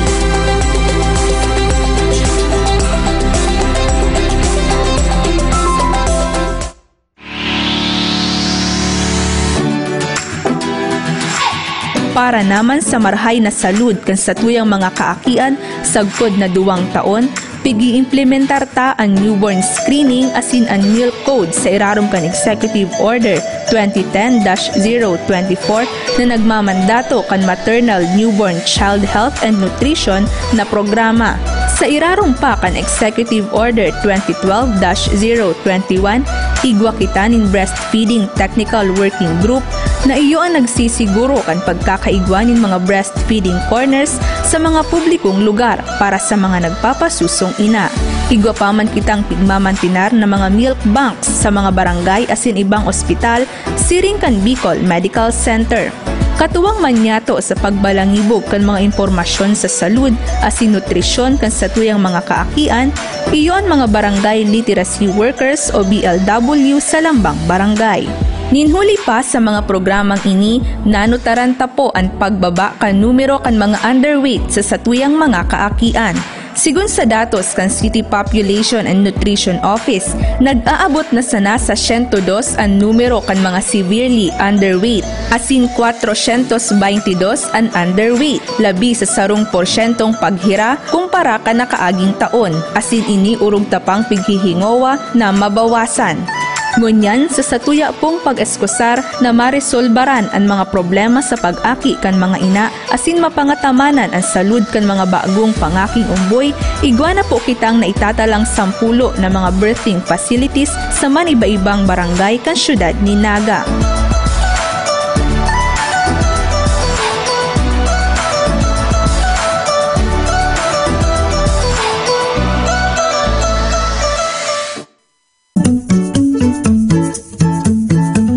Alagad day po digdi natatapos ang satuyang tinataong suporta.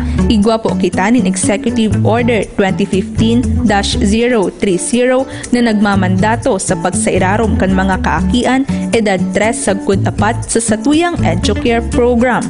Padagos naman pong katabang sa pagmonitor sa mga kaakian ang pigtalagatang mga community-based rehabilitation specialists. Apwera pa kaini, yaon ang satuyang mga preschool teachers on foot na nagtatabang pa sa tuya na maidaraan pagkanuod sa mga kaakian sa mga magkapira na sanang lugar sa itaas na parte kan satuyang syudad na mayo pang EduCare Center. Igwaman kita nin ipigtagamang mga children's playground asin iba pang mga recreational facilities sa man iba-ibang publikong eskwelahan para sa pisikal na mga aktibidad na kaipuhan kasatong mga kaakian.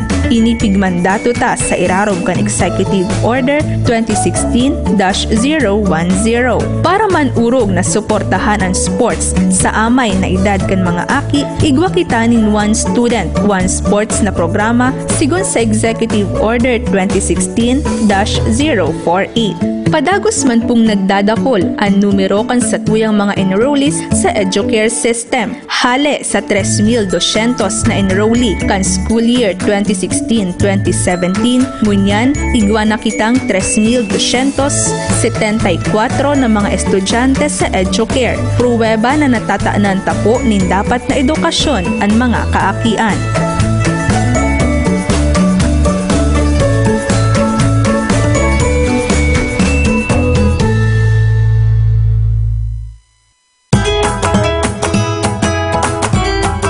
Nagpapadagos man po ang mga manlain-lain na mga programa ta na nagtatabang sa pagklase kan mga kaakian sa good 17 anyos. An Queen, Sanggawadan, Nosyo, Him, ALS, ISPED, Nutridunong asin mga scholarship kan TechVoc. Igwa pa po kitang ipigtagamang 3 milyones na budget para sa mga feeding programs kan syudad sa mga kaakian.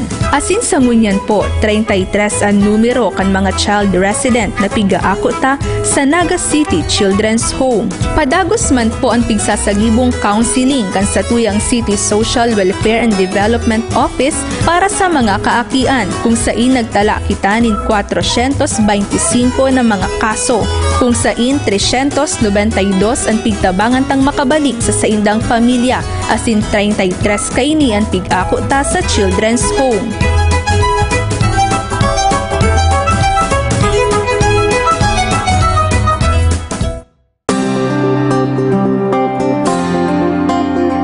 Yan po igwa kitang ipigtagamang 88 milyones na budget para sa edukasyon kan mga kaakian.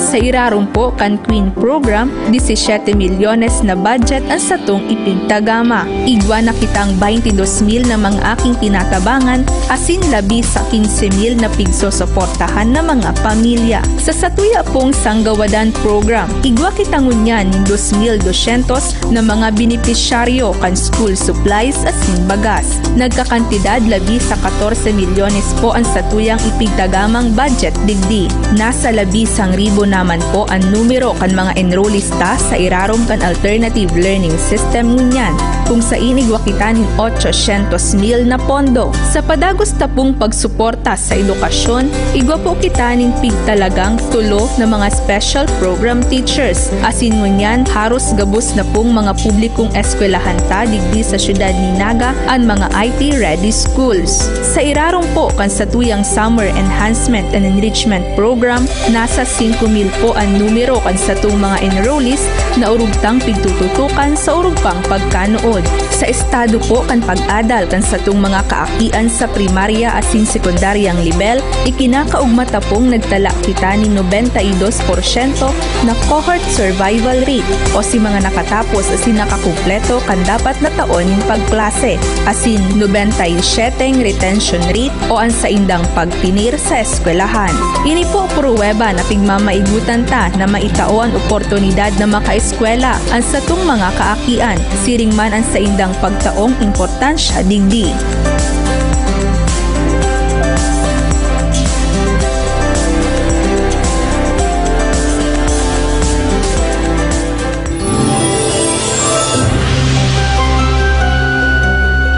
Bang aki igwaning diretsyo na madangog.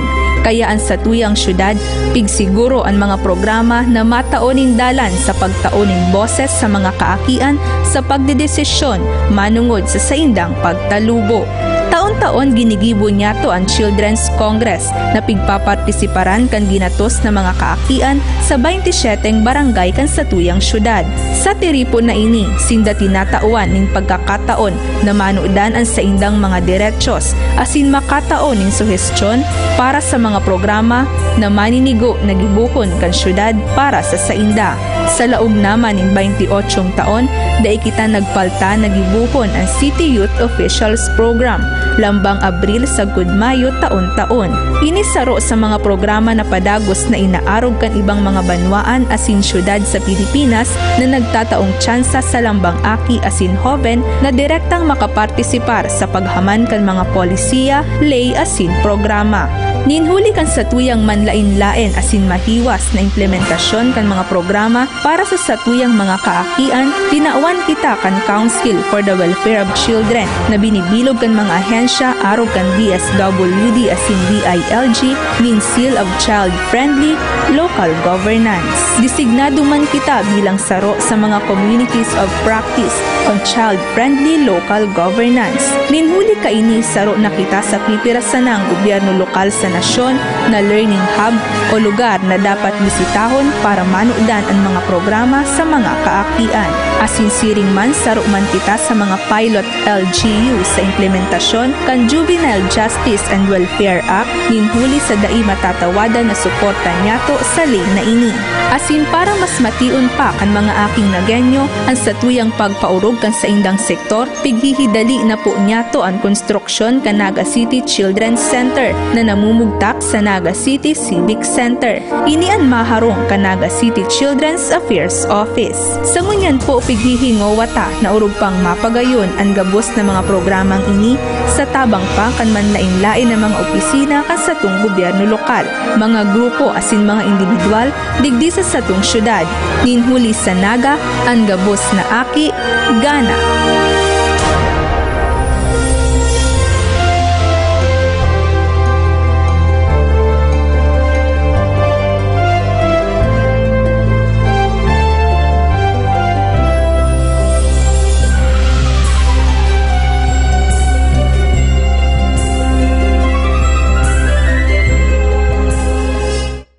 Aram ba ganindo na igo kitang pwedeng dulukon kung igo kitang reklamo sa mga abusadong pulis?